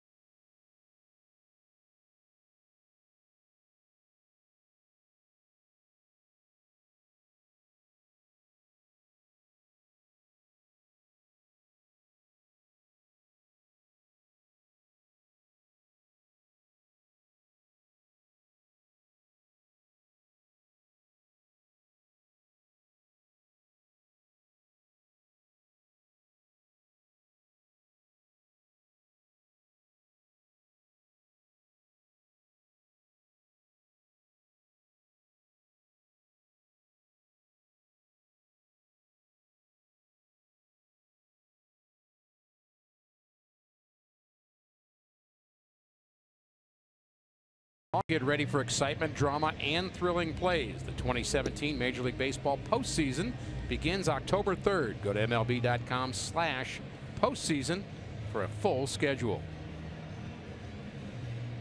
Josh Lucas, his 5th game as a Cardinal, and he was closing when he was in AAA Memphis. In fact, he threw the last pitch of the tremendous season for the Memphis Redbirds when they won the PCL championship. So he's had some nice moments this year. Harrison Bader, part of the double switch. He'll take over in left field. And Lucas will face Stephen Vogt with a couple of runners aboard as Milwaukee's trying to add to their lead. Vogt a home run tonight. And a pitch down and in. I wasn't sure you were going to come back. And then I was thinking, well, maybe I'll interview Dan this inning. Well, we've interviewed a lot of people tonight. That would scare you, wouldn't it? Let's just stay focused on between the white lines here, Ricky. Okay. Because I don't know what direction you would go in. By the way, I'm going to be Mike Shannon and Mike Claiborne's guest on their post-game show tonight. Outstanding. Why they would want me is beyond me. I guess they interviewed everybody else this year. They got to the M's. Maybe we could serve up Scott Rowland to him. That'd be an interesting interview. Oh, wouldn't it be? I had some interesting moments. I shared some of them with you off camera. Scott Rowland talking to the sponsors, and he's very glib, he's Lance Lynn-like to me. Run will score on the ground out. Vogt, big night. He's driven in 3. Red Cross depends on financial donations to be able to provide disaster relief immediately. Help people affected by hurricanes Harvey and Irma by visiting redcross.org or texting the word Red Cross to 90999 and make a $10 donation. I always found him to be one of the great characters of those teams in the mid-2000s. For those of us that are behind the scenes, if you will, privy to the visiting with them and the bus rides and the hotels and the restaurants, and one of my all-time favorites, Scott Rowland. And from a fan's perspective, I loved, and how do you not appreciate the way he went about his business and played the game. Came through in his interview with you where he said, I didn't leave anything on the table. Yep. It's hit to short, play at the plate, and not in time. Run scores to make it 4-1.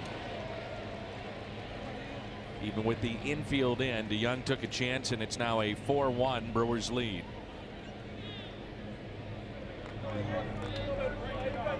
The fielder's choice on an RBI for Arcia wasn't hit quite hard enough, and DeYoung had to move just a little bit to his left. He's pretty quick on the change and the exchange, but a really good jump at third. I think that's what made it. Santana's speed that you already talked about and getting a good jump, those two things together made it 4-1. And again, we understand the Brewers are playing with purpose today. Emotion and purpose, and everything that we've felt over the last week, the tension of every single at bat and every single moment to try to get the Cardinals hopefully going and getting into the playoffs. The Brewers are feeling that now. Base hit into right.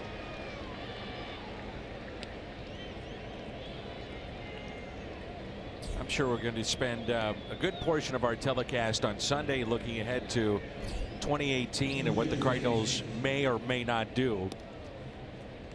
But I'll ask you in a general sense, where does the club have to improve in your opinion? Well, I think what Eric Caro said was right, spot on in terms of what the Cardinals need, and it's a little bit more middle of the lineup thump. And I wouldn't have said that the Cardinals needed help in their bullpen, but I think the injuries have kind of made that a question mark. No doubt. Coming out of spring training. So that's another place to certainly think about. I like the good young arms in the rotation. There's plenty of good outfielders to kind of move around if you need to move them somewhere to get. But you need one thing about playing the Cubs this year, the separation about playing the Cubs, and very dangerous to talk positively about the Cubs on a Cardinal broadcast, but you've got Bryant and Rizzo in a lineup. They scare you. Contreras scares me. Well, we've got good players everywhere, but not that guy. Throw down to third and out. Strong throw by Kelly on the double steal.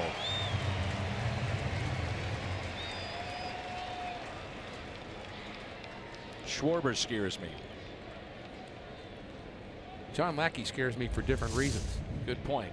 I'm not sure I like this play at all. It's a bunt and run, essentially. Misses the bunt, and now you've got a guy hung out to dry trying to steal third, and you've kind of just run yourself out of an inning a little bit. He might have been safe at first, but out after he passed the bag. I think that's what Milwaukee's looking at right now. I believe his hand was in first, but then came off the bag. Beginning of the year was supposed to be 30 seconds making that decision with the challenge, and that got to be 35, 40, 45. Sometimes we saw over a minute. Very much a gray area. We said it early in the year. Records are made to be broken. Rules are made to be ignored in baseball. That's right. And I think that's something that will happen over the offseason. A clarification of some of the, you know, it's certainly we need clarification of the catchers blocking home plate rule, because no one knows what that is anymore.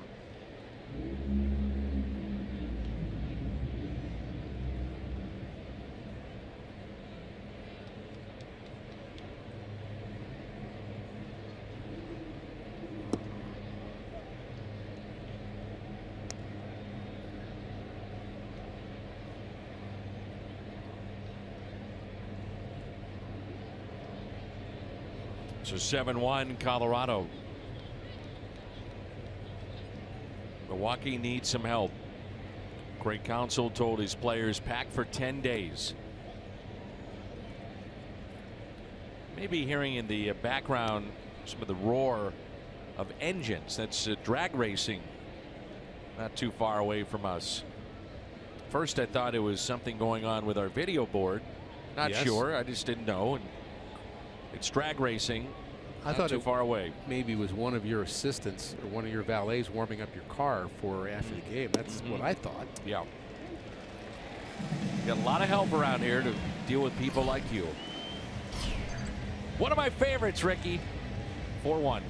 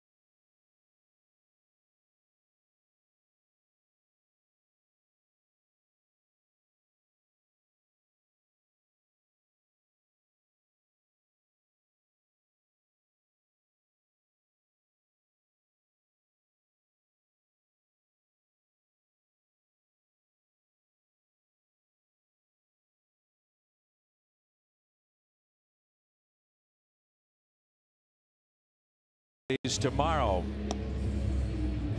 Deerbergs at Coca-Cola presenting the bobblehead, and that'll be tomorrow. Reminder, the game is on FS1 if you're not here at the ballpark, and we'll be back with you on Sunday to wrap up the regular season.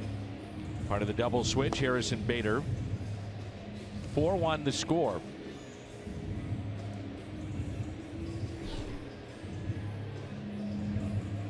This is a guy I'd like to see a little more of.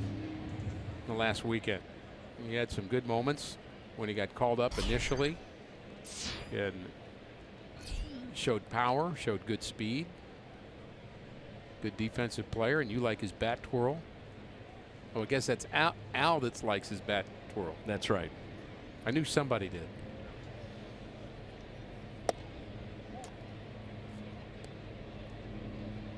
Here's my thought on anything happening. Bat twirls.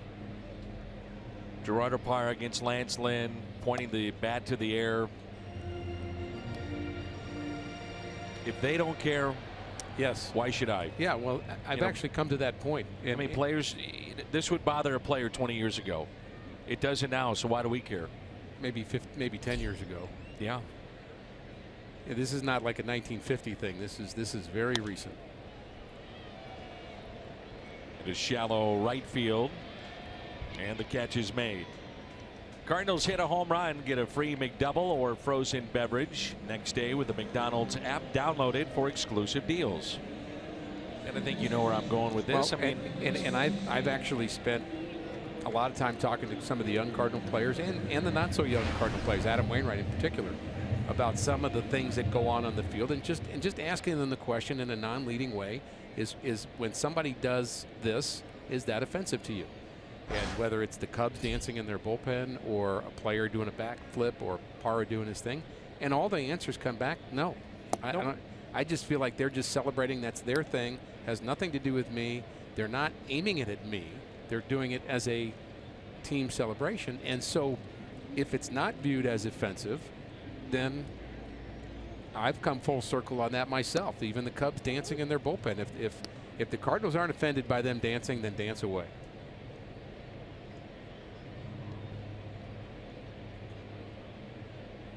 I don't have to like it. It's not my personal preference. That's a different question. That's the way the game's played, so be it.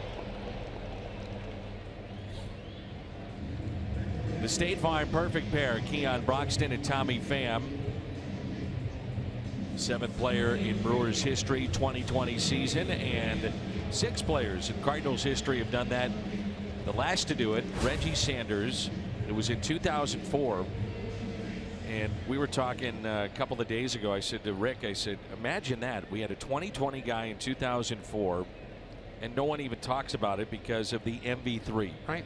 Overshadowed completely. Scott Rowland's comment about him being such a moody, unlikable guy. I mean, it's obviously very sarcastic, because when we're around Reggie, you can't be nicer than him. As Tony would say, he's tied for first. Just an unbelievably upbeat, good teammate, and had a great season.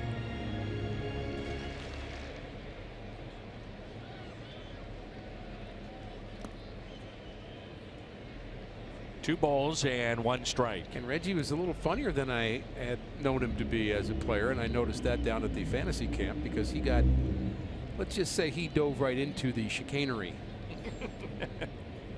Some guys do and some guys don't, and he dove right in. He was all in, huh? Oh, he was all in. We laugh a lot. The 2-1 pitch. Joe Pfeiffer and his staff do a wonderful job with that, and that'll be, along with the cruise, the caravan, and the winter warm-up, really next on the agenda for the Cardinals after Sunday.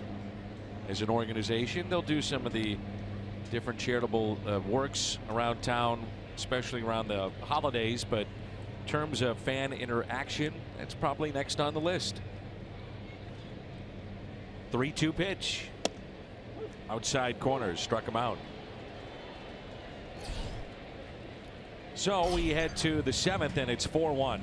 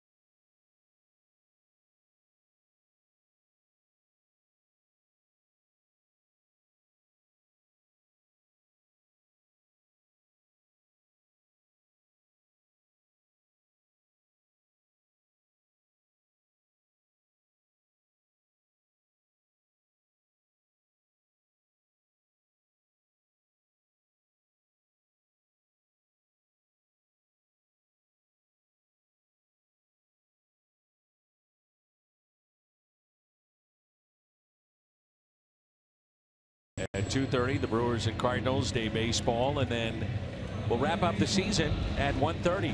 Myself and Rick and Jim Hayes will be here. Our final chance to get Dippin' Dots at the ballpark.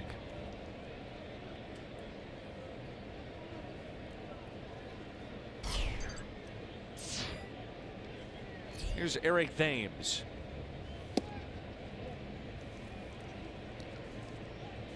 That's one thing I was just thinking about today in a couple of cases where we showed some fans at the ballpark and showed some kids and their families and wondering, you know, we're down about the Cardinals losing yesterday, about the Cubs clinching. Last delivery on the Chevy Fox tracks. But, you know, those kids are going to remember that they went to a ball game with their family. They may not remember who won or how many games out. I got to see Fred Bird. Got to be at the ball game with my mom. Got some Dippin' Dots. It's all good. I saw Dan McLaughlin walking down the hall. I mean, that's what they're going to remember. Who's that guy?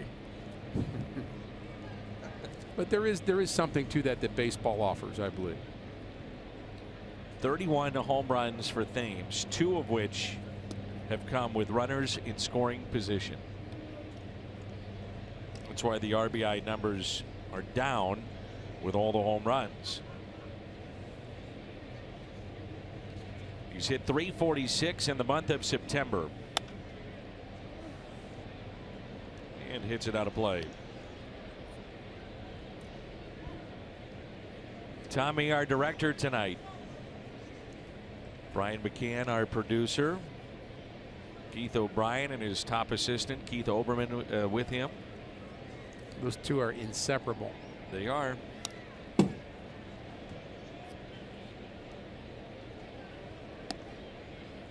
And they are with us every single game.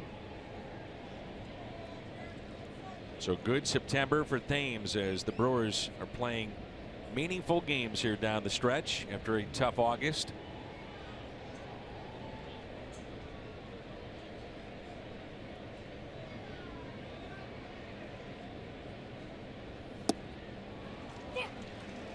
A strikeout of Thames.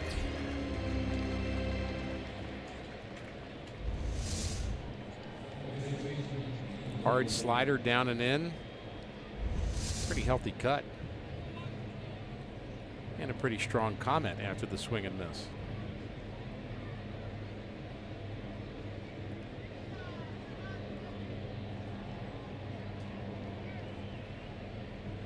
As I said, you don't have to care about the wins or the losses. You can work on your nails. You can text. A lot to do at the ballpark. Just take in the views here at the ballpark.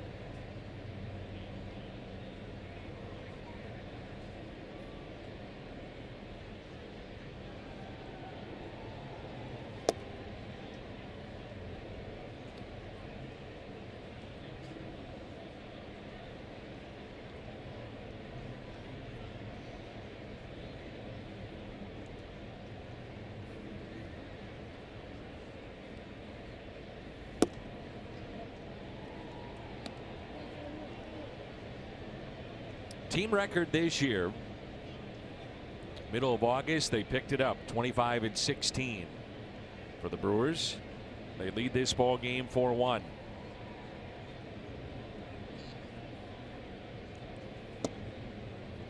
And he walked him on 4 pitches with 1 out here in the 7th. It's one of the areas where I would give Craig Counsell high marks, Dan, is being able to convince his team that they were for real and they could stay in it.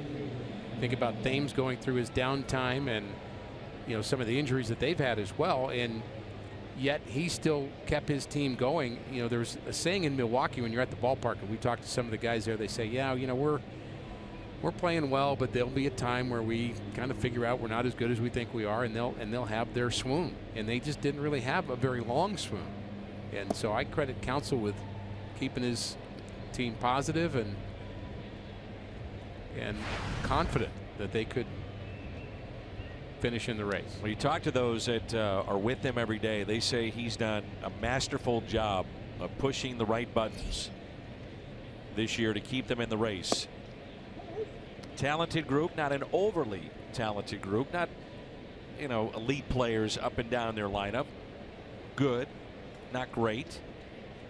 And here they are. One ball and one strike on Braun. I think the guy on deck has been their difference maker. It's Travis Shaw.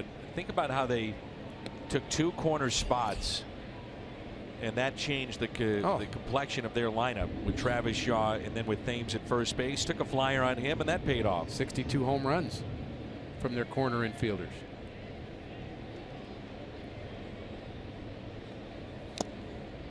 Two and two the count.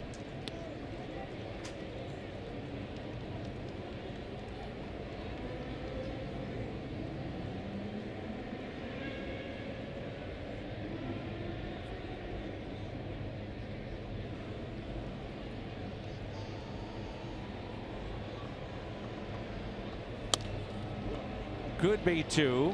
Out at second. The turn. Double play. Let's stretch here at Busch Stadium. 4-1 our score.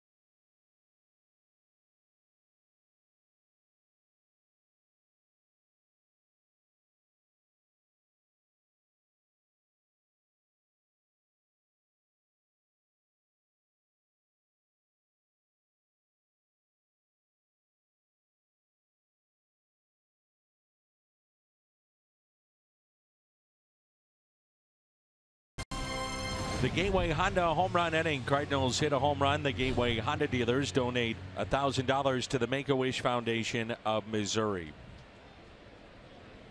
Stan the Man statue here at the ballpark. Here's DeYoung, who is homered tonight. Ties Cal Ripken 8th most by a rookie shortstop, 1 away from tying Johnny Peralta for the most home runs by a Cardinals shortstop. He had 21 back in 2014. And he rips it out to left and a leadoff base hit. It'll immediately get, you would think, the bullpen of the Brewers up and throwing just in case. Well, they have a very good bullpen, and they are operating with very little margin for error. They can't lose another game. They don't want to wait too long with their bullpen, that's for sure. But their starter's been good. That last pitch was in the middle of the plate. We talked about how he stayed out of the middle of the plate. Jared Hughes, veteran right-hander, first man up. Hader's been good. Knabel's been good.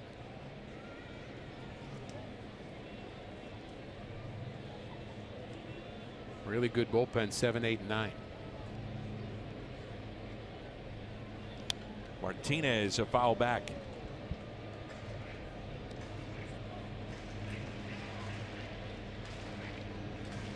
The other guy I really like for them is Swarzak. I think he's been a big find. He pitched 2 innings yesterday for them and went right up to Craig Counsell before the game tonight and said, I'm ready. He's going to make himself a lot of money. Been really good. Here's the 0-1. Instead, time called.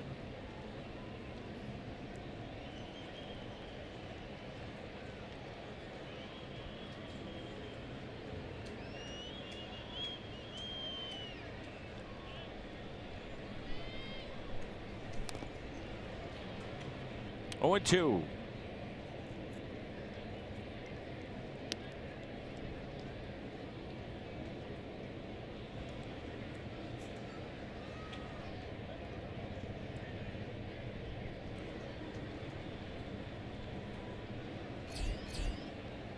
So interesting that they have Oliver Drake and Hughes, 2 right-handers, and you would think maybe one's the strikeout guy, one's the ground ball guy. A bit odd to have 2 right-handers up. We've seen that before, but most of the time you see that when you're in a situation where if you have the lead, it's you. If we're behind, it's you. Or even, perhaps.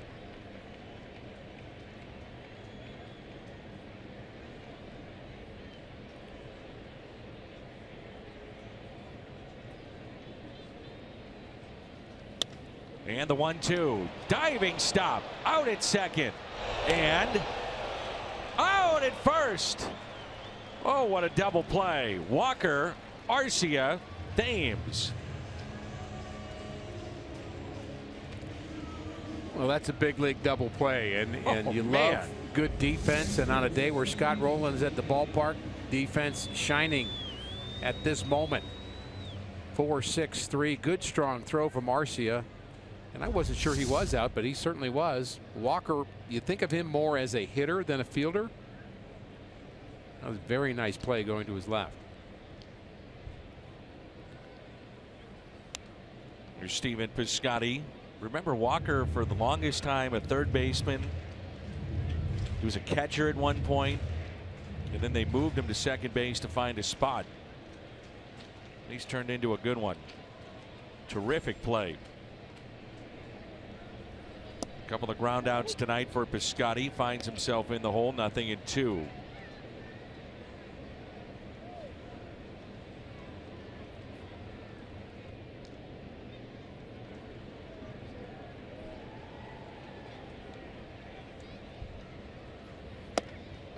Outside corner.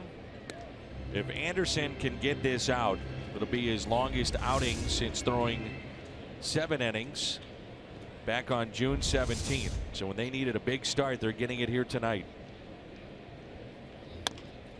Another ground ball. Shaw, plenty of time, makes the play. Anderson is through 7. It's 4-1 Milwaukee.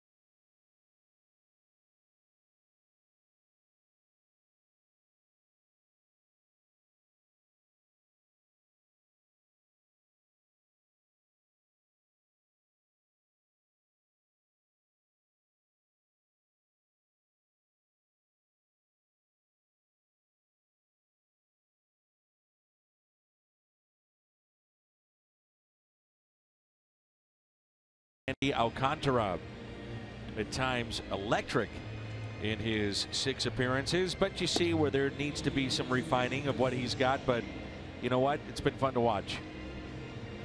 I'd rather work with that kind of talent and try to refine it than trying to figure out how to make somebody better that didn't have the talent. And this guy's got talent coming out of his ears. So, Dan, every year, learned this from Red Schoendienst years ago. Every year, you will see something you've never seen. And there's probably 2 or 3 things, if I thought about it this year, that I'd never seen before. But the one that comes to my mind right now. Take a guess. Yes. A 93-mile-an-hour changeup? It was 95. 95. It was 95 miles an hour. It was on a road trip. I saw Carson Kelly wiggle his fingers. I knew a changeup was coming. And Alcantara threw a changeup. He threw it a little hard. Maybe got a little bit too much of it. Looked on the scoreboard. It was 95. And he followed it up with a 102-mile-an-hour sinker. Sinker? Yeah. 4-seamer. Or 2-seamer, excuse me. There's DeYoung, and the first man retired. That's Shaw. So long term, the idea would be, you know, get his feet wet here at the big league level, but you're going to be seeing a starter from Alcantara at some point. Yeah, I've asked Gary LaRocque about him and some others about him. Do you see him as a reliever, as a guy that can be a closer and just come in and just blow people away? And they say no. They believe he's a starter. They believe he has enough secondary pitches that have play to them, including a little breaking ball and a good changeup, that he could be a starter. So 3+ pitches. You remember that conversation with a young guy named Aroldis Chapman when he came to the big leagues? That was the Reds' dilemma. Pitch at 99 with some zip to it. Had the chance to visit with Sandy. Nice young man, too. Yes, very much so. Here's a 1-1. It's the path that guys like Martinez have taken to the big leagues. Adam Wainwright at one point was in the bullpen. Lance Lynn. Another one. It's 99 with sink. You can't hit that. I don't mean you, Danny, you. No, I mean, couldn't hit it either. You meaning everybody on the planet. Look at the sink on that at 99. Here's a 2-2. There it is again, running in. And I must say emphatically, Dan, that you personally cannot hit that. Thank you. I must say you're exactly right. He missed that by, what would you say on that swing? He missed it by half a foot? Half a foot is what I was going to say, yep. And that's a big league hitter that knows how to square up a baseball, but not a 100-mile-an-hour sinker. Wow. So he's gotten the first 2. Here's Stephen Vogt, 2 for 3 with a solo home run. He's driven in 3 of the 4. 90-mile-an-hour changeup. I like seeing the reactions, the facial expressions when guys step back out of the box like, are you kidding me?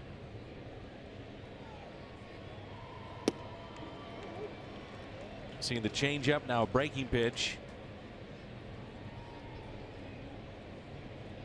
It's a tough league. And it's getting tougher.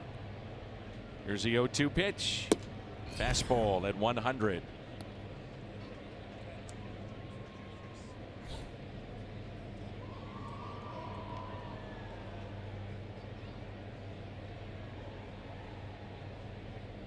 One-two pitch. And a fly ball out to right. Sierra with the catch. We move to the bottom of the 8th. 4-1 our score here in St. Louis.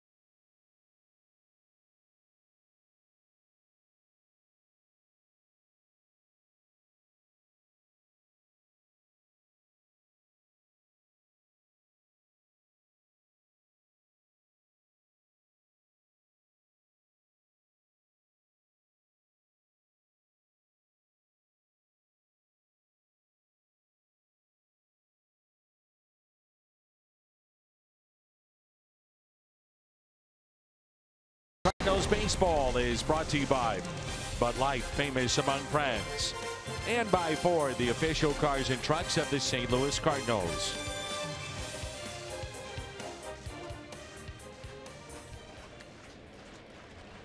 So Anderson now pitching into the 8th.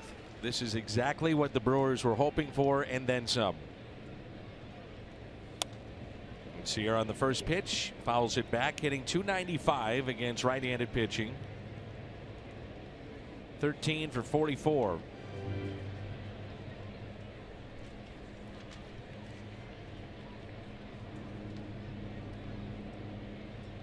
And the 0-1 pitch. Love to see Magneuris put one in the corner in the gap and just watch him run. Got a lot of tools.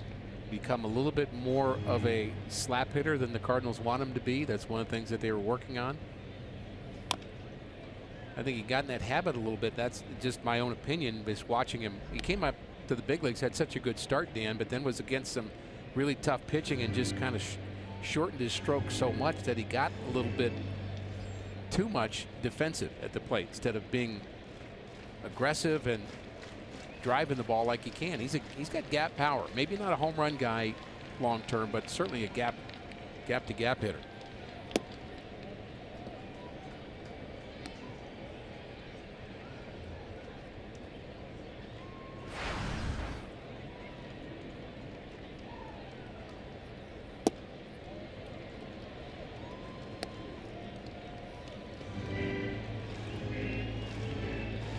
Cardinals would also love to teach him the next level of stealing bases with the great speed that he has. The instinct's not there yet, but he's learning.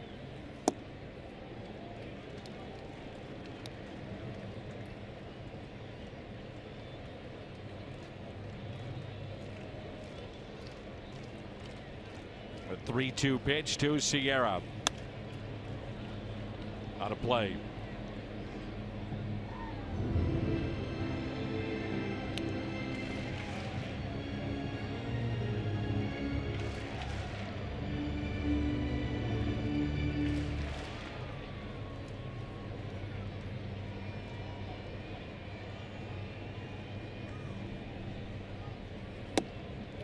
Inside.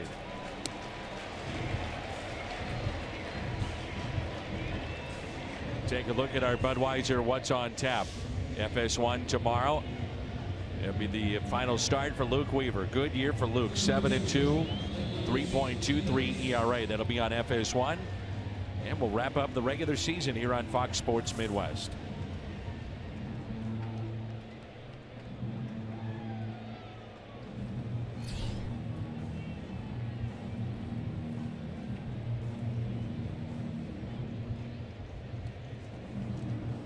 That's it for Anderson. Terrific tonight. Walks a leadoff man near the bottom of the 8th. Jeremy Jeffress, the season on the line for the Brewers coming on. It's 4-1 our score.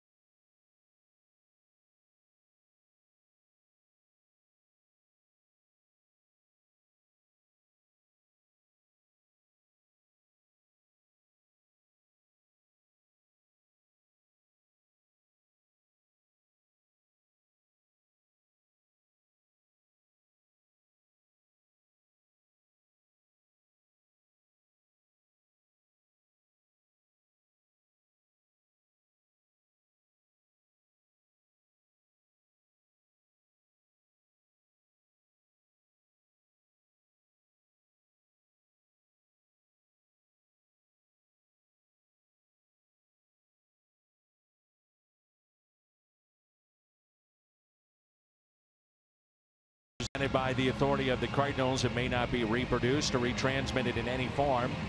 And the accounts and descriptions of this game may not be disseminated without the express written consent of the Cardinals.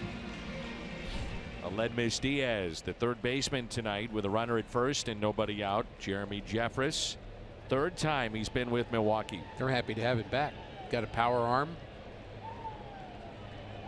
Hasn't been his best season.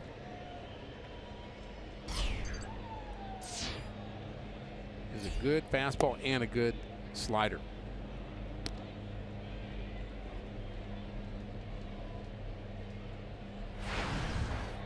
Hang one of those sliders. We know Aledmys could do some damage. Pitches in.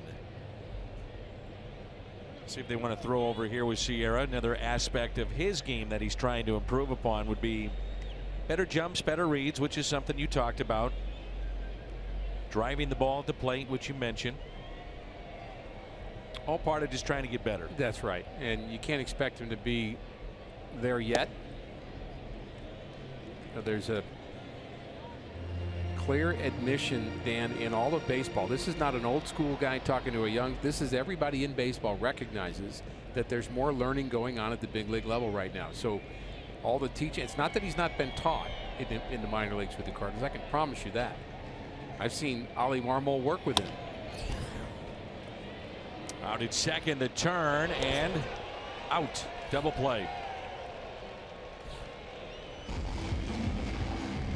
But players are spending less time in the minor leagues, so they can only learn so much in 50 games or 100 games.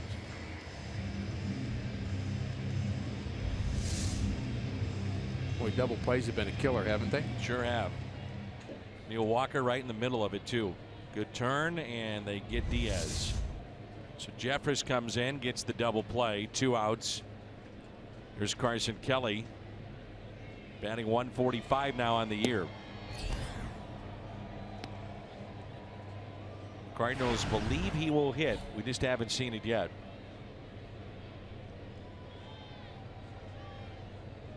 Defensively, as advertised, good player.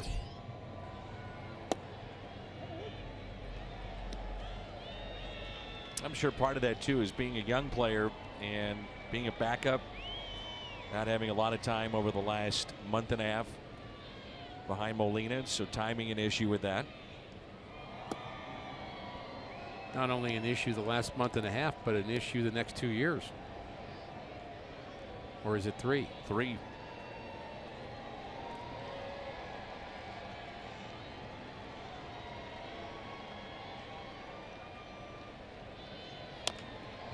He chops it towards short, barehanded, and a base hit for Kelly.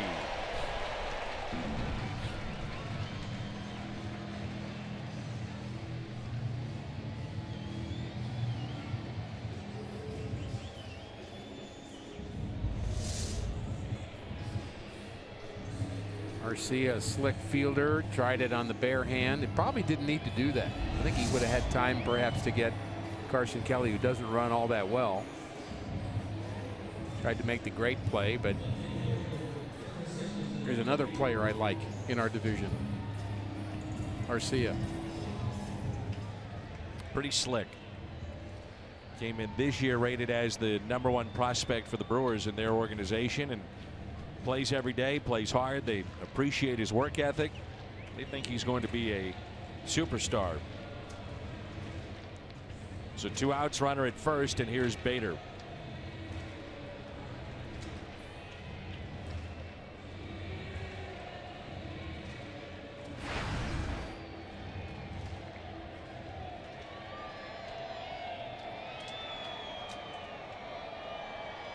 Fair to say the Cardinals offense this year has been up and down. Very fair. And when it's up, watch out. We can point to the home runs in the first 3 spots in the lineup, and there are times where you got Randall Grichuk batting 8th, and you think, wow, this team has some pop, and it would show. And then there's some times where it's just not working. I know that every team could say that, but it seems like it's a little more pronounced this year. It's like any player at the big league level for sure. They just say we strive for consistency. Right. Same thing with the offense. Not, we know we're going to have some lows, but let's minimize those. Stay consistent.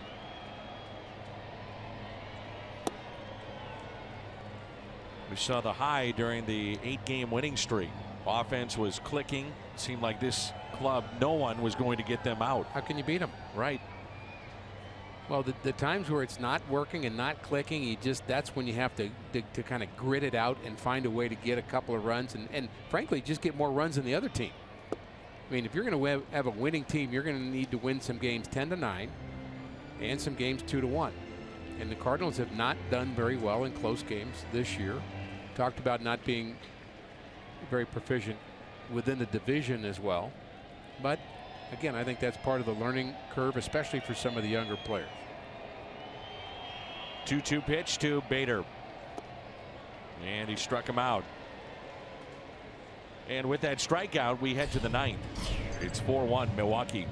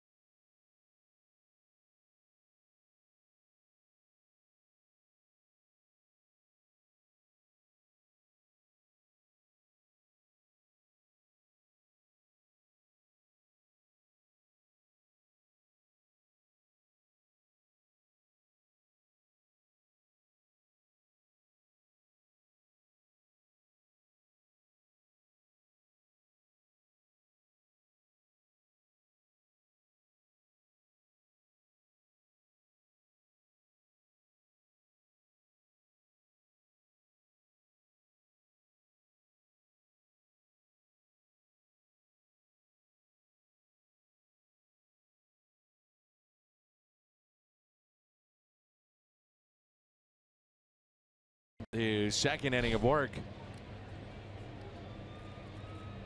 Milwaukee has not had a winning season against the Cardinals since 2010. They were 9-9 against St. Louis in 11 and 9-7 this year. Crowd tonight 44,815.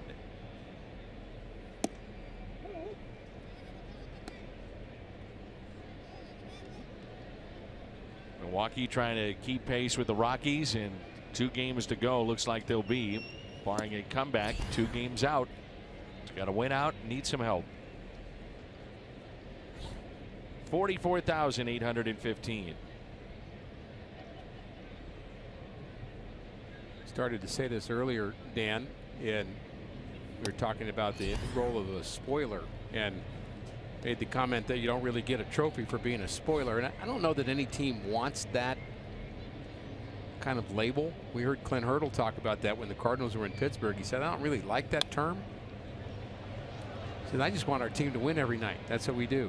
You don't want to just be thought of as a team as a spoiler. And now you might feel different about it if you're playing your arch rivals. That's what I would say. So let's say the Cardinals were playing the Cubs, or Cardinals were playing the Mets back in the 80s. I'm okay with that. Yeah. Knocking them out. But I think here it's just, look, you're trying to win and put your best foot forward every single night. I think the Cardinals certainly trying to do that. But spoiler is not a word I would want to have on my back. 2-2. Strikeout. Speaking of strikeouts, third consecutive year the Cardinals have set the club record for strikeouts. This year the Cardinals at the plate offensively 1,328. I would almost say it doesn't stand out as much though because the whole league's doing it. Just going to say that that's the standard right now across the board in Major League Baseball. Well, as you know, Dan, I knew you were going to say that because I am often in your head. Indeed. Did you know I was going to say that this date 1963 Stan the Man played in his last game for the Cardinals? Yes. 54 years ago. Mm-hmm. I knew that and saw that and felt that you were just getting ready to say it.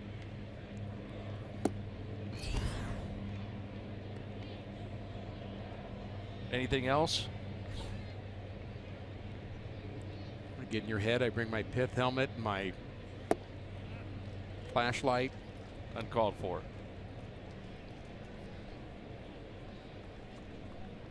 How about Tim Garcia? He's been with us since day one of the season. Yes, he has.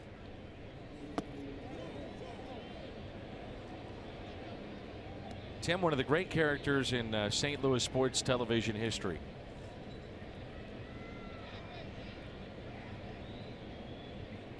The 2-2 pitch. You know he's sitting behind you, so be careful. Be nice. Noted filmmaker Tony West.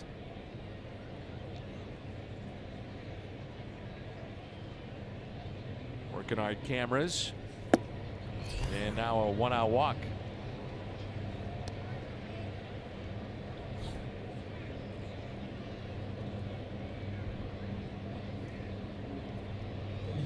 Tom Phillips, Dawn up here. They know where the bodies are buried.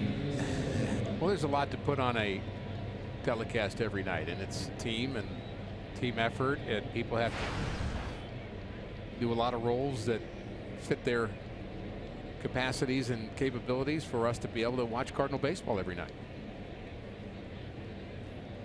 Sound has to be right, picture quality, the right shots.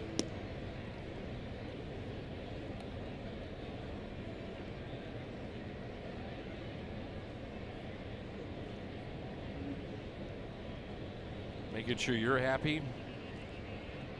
Impossible. One out runner at first. That may be the hardest. Takes unique people to do that. Make sure our sponsors are happy, the graphics are right.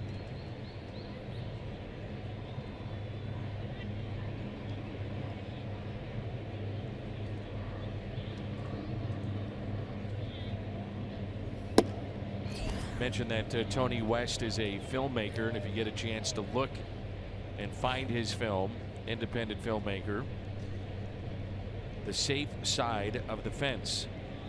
It's Tony, terrific. Oh, it's unbelievable. Seen it. Yeah, it's terrific. Tony put in years, all money, time, and effort, talented with what he does here, but with his film, literally is going to save some lives. Yeah, it's very terrific journalism and a lot of interviews about a situation that I just think people need to see it for themselves. Other side of the fence. Safe side of the fence.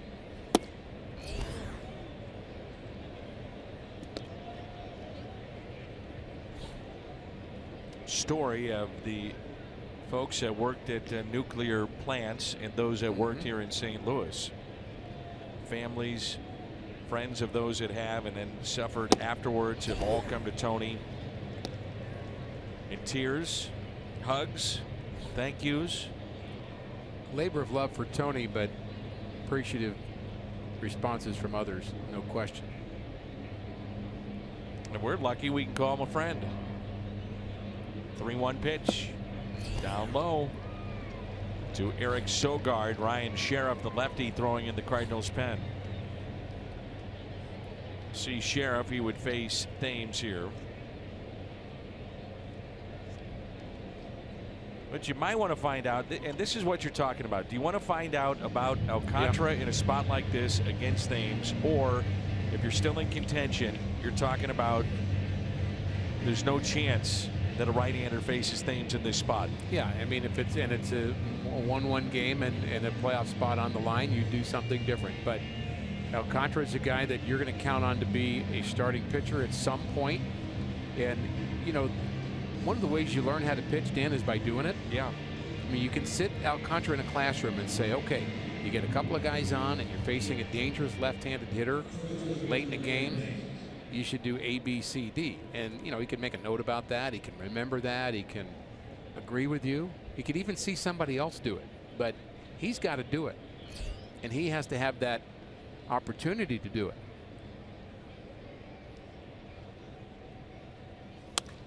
And it's a base hit into right. Sierra, good throwing arm. They're going to wave him in. It was bobbled just a bit. And the throw is not cut off, but carries to Kelly, and runners at first and third. Now 5-1 Milwaukee.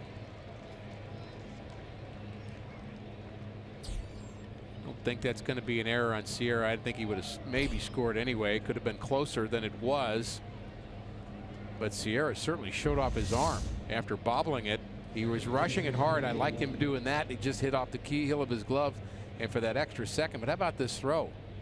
I mean, it's offline a little, and again, didn't hit the cutoff man. Two things you might complain about, but you love the raw talent. So runners at the corners and one out. The switch hitting Neil Walker. Mike Trout, home run number 200 hit tonight, the 8th to achieve that feat by his age 25 season. Fox, Ott, Mantle, Matthews, Robinson, A-Rod, and Pujols, the others to do it. Here's a 1-0. We talk so much about Albert coming to St. Louis just one time to see him visit St. Louis. This great baseball town, to be a treat to see. Oh boy, Mike Trout. Fans experience watching him. He is some kind of player. Back to Alcantara, and it's a double play.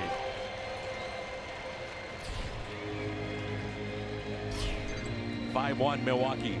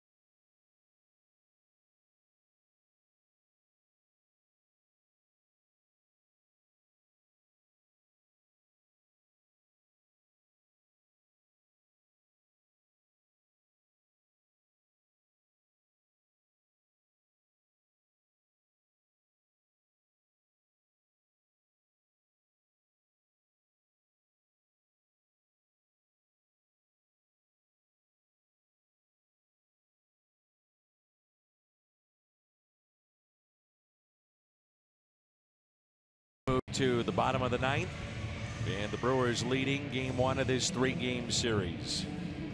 A must win for Milwaukee. Colorado in control of their game, and if things hold, then the Brewers have to win out the final 2 games of the regular season, and the Rockies would have to drop the final 2 to force a tie for that final wild card spot. Here's Corey Knebel. guy's found a role, hasn't he? 75 appearances. Ooh. And he can rush it up there.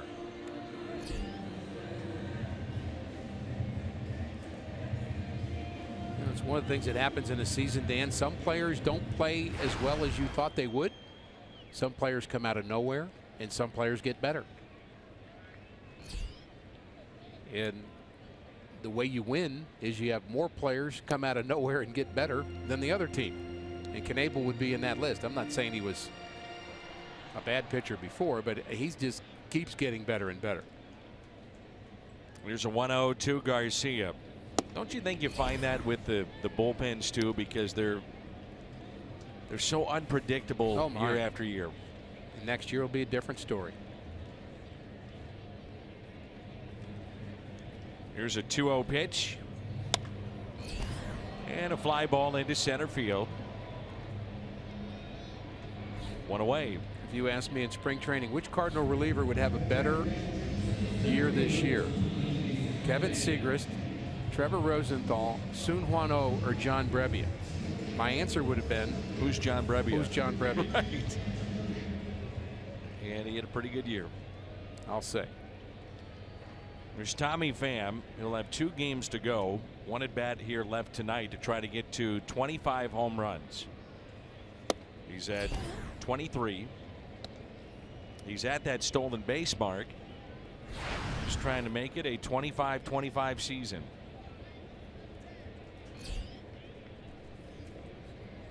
It's not often when your team MVP is making the league minimum, but that's the case here with Tommy Pham. Well, I really, Tommy's not afraid to say what he thinks. And I think there are times where it may end up getting him in trouble if he's not careful. But, boy, I love his passion. I love so many things that he says. Last night he said, I am going to work this offseason to get better. I need to be faster on my routes in the outfield. I need to not let so many balls drop in the outfield.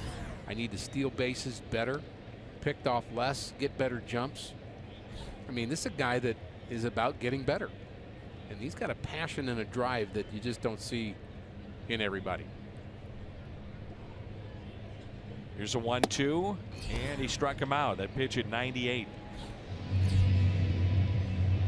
2 outs here in the bottom of the 9th, and we turn to our Budweiser player of the game. Chase Anderson only walked 1 batter, and it was the last batter he faced, the 101st pitch that he threw, and he was really in command. Not very many balls hit hard, a lot of ground balls in the infield off of Anderson, who is our player of the game.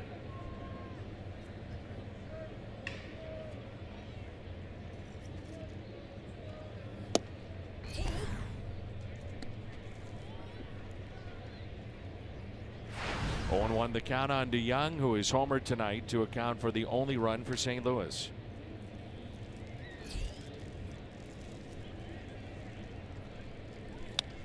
Going 2. Well, if you said to the Brewers before the year you'll have 2 games and still be alive in the regular season, they said, where do I sign up? You bet. Sign me up.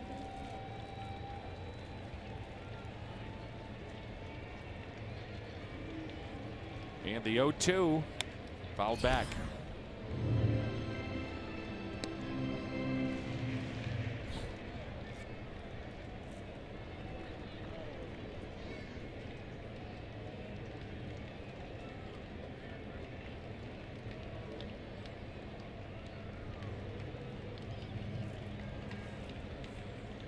Here's the 0-2 pitch. 1-2.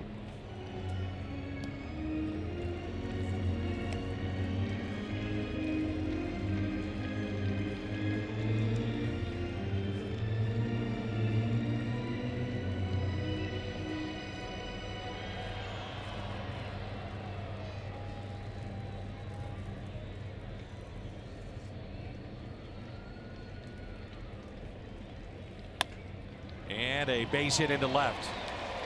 That's 3 hard hit balls tonight by DeYoung. He didn't quit, does he? He didn't quit last night either. Almost hit a home run with 2 outs in the 9th inning. And it has been a year, Dan, of almost.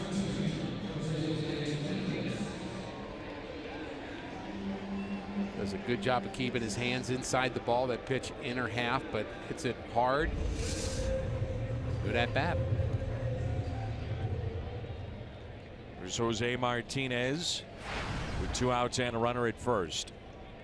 They'll play behind the runner at first with a 4-run lead.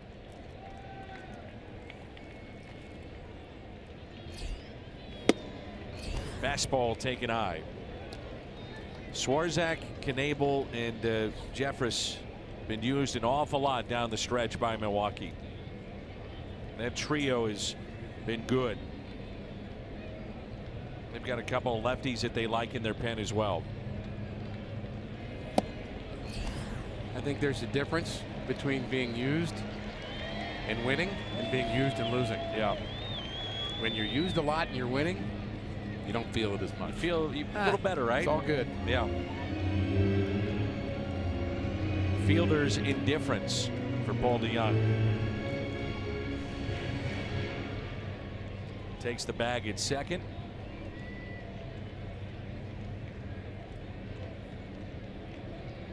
Tenth 3-hit game on the year for Paul DeJong. That's well hit into left center, and a long one off the bat of Martinez.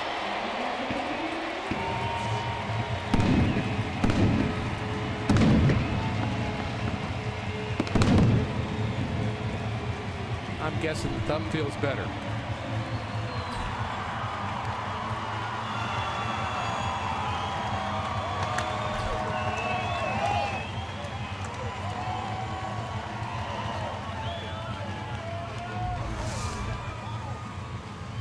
Knebel, straight fastball, and Jose turns it around. He can turn around a fastball.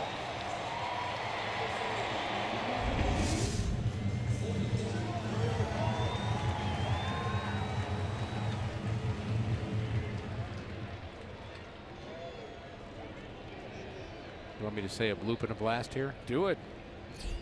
I think I just did.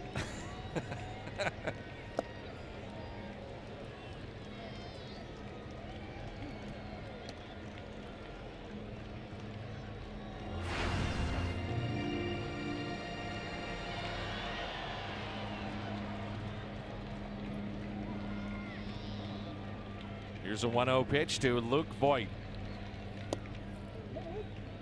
So you got high 90s, and then he drops in that pretty good breaking ball.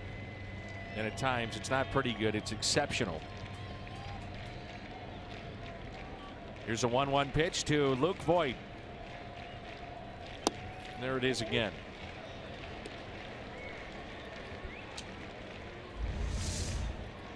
Well, you're looking for the fastball. If you're Luke Voit, you time it up with your front leg, you drop your front leg, and the ball's not there yet, and it breaks on the outer half. 429 feet, the distance of the home run. And it's now a 25-game streak reaching base safely for Martinez. That's impressive. It is, very much so.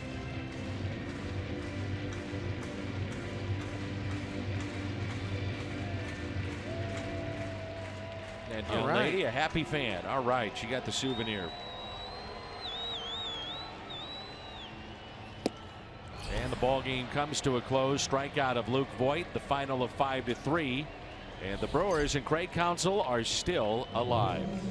That means meaningful baseball again tomorrow in game 161. The Cardinals gave them a finish, but not enough. Too little, too late on the offensive side.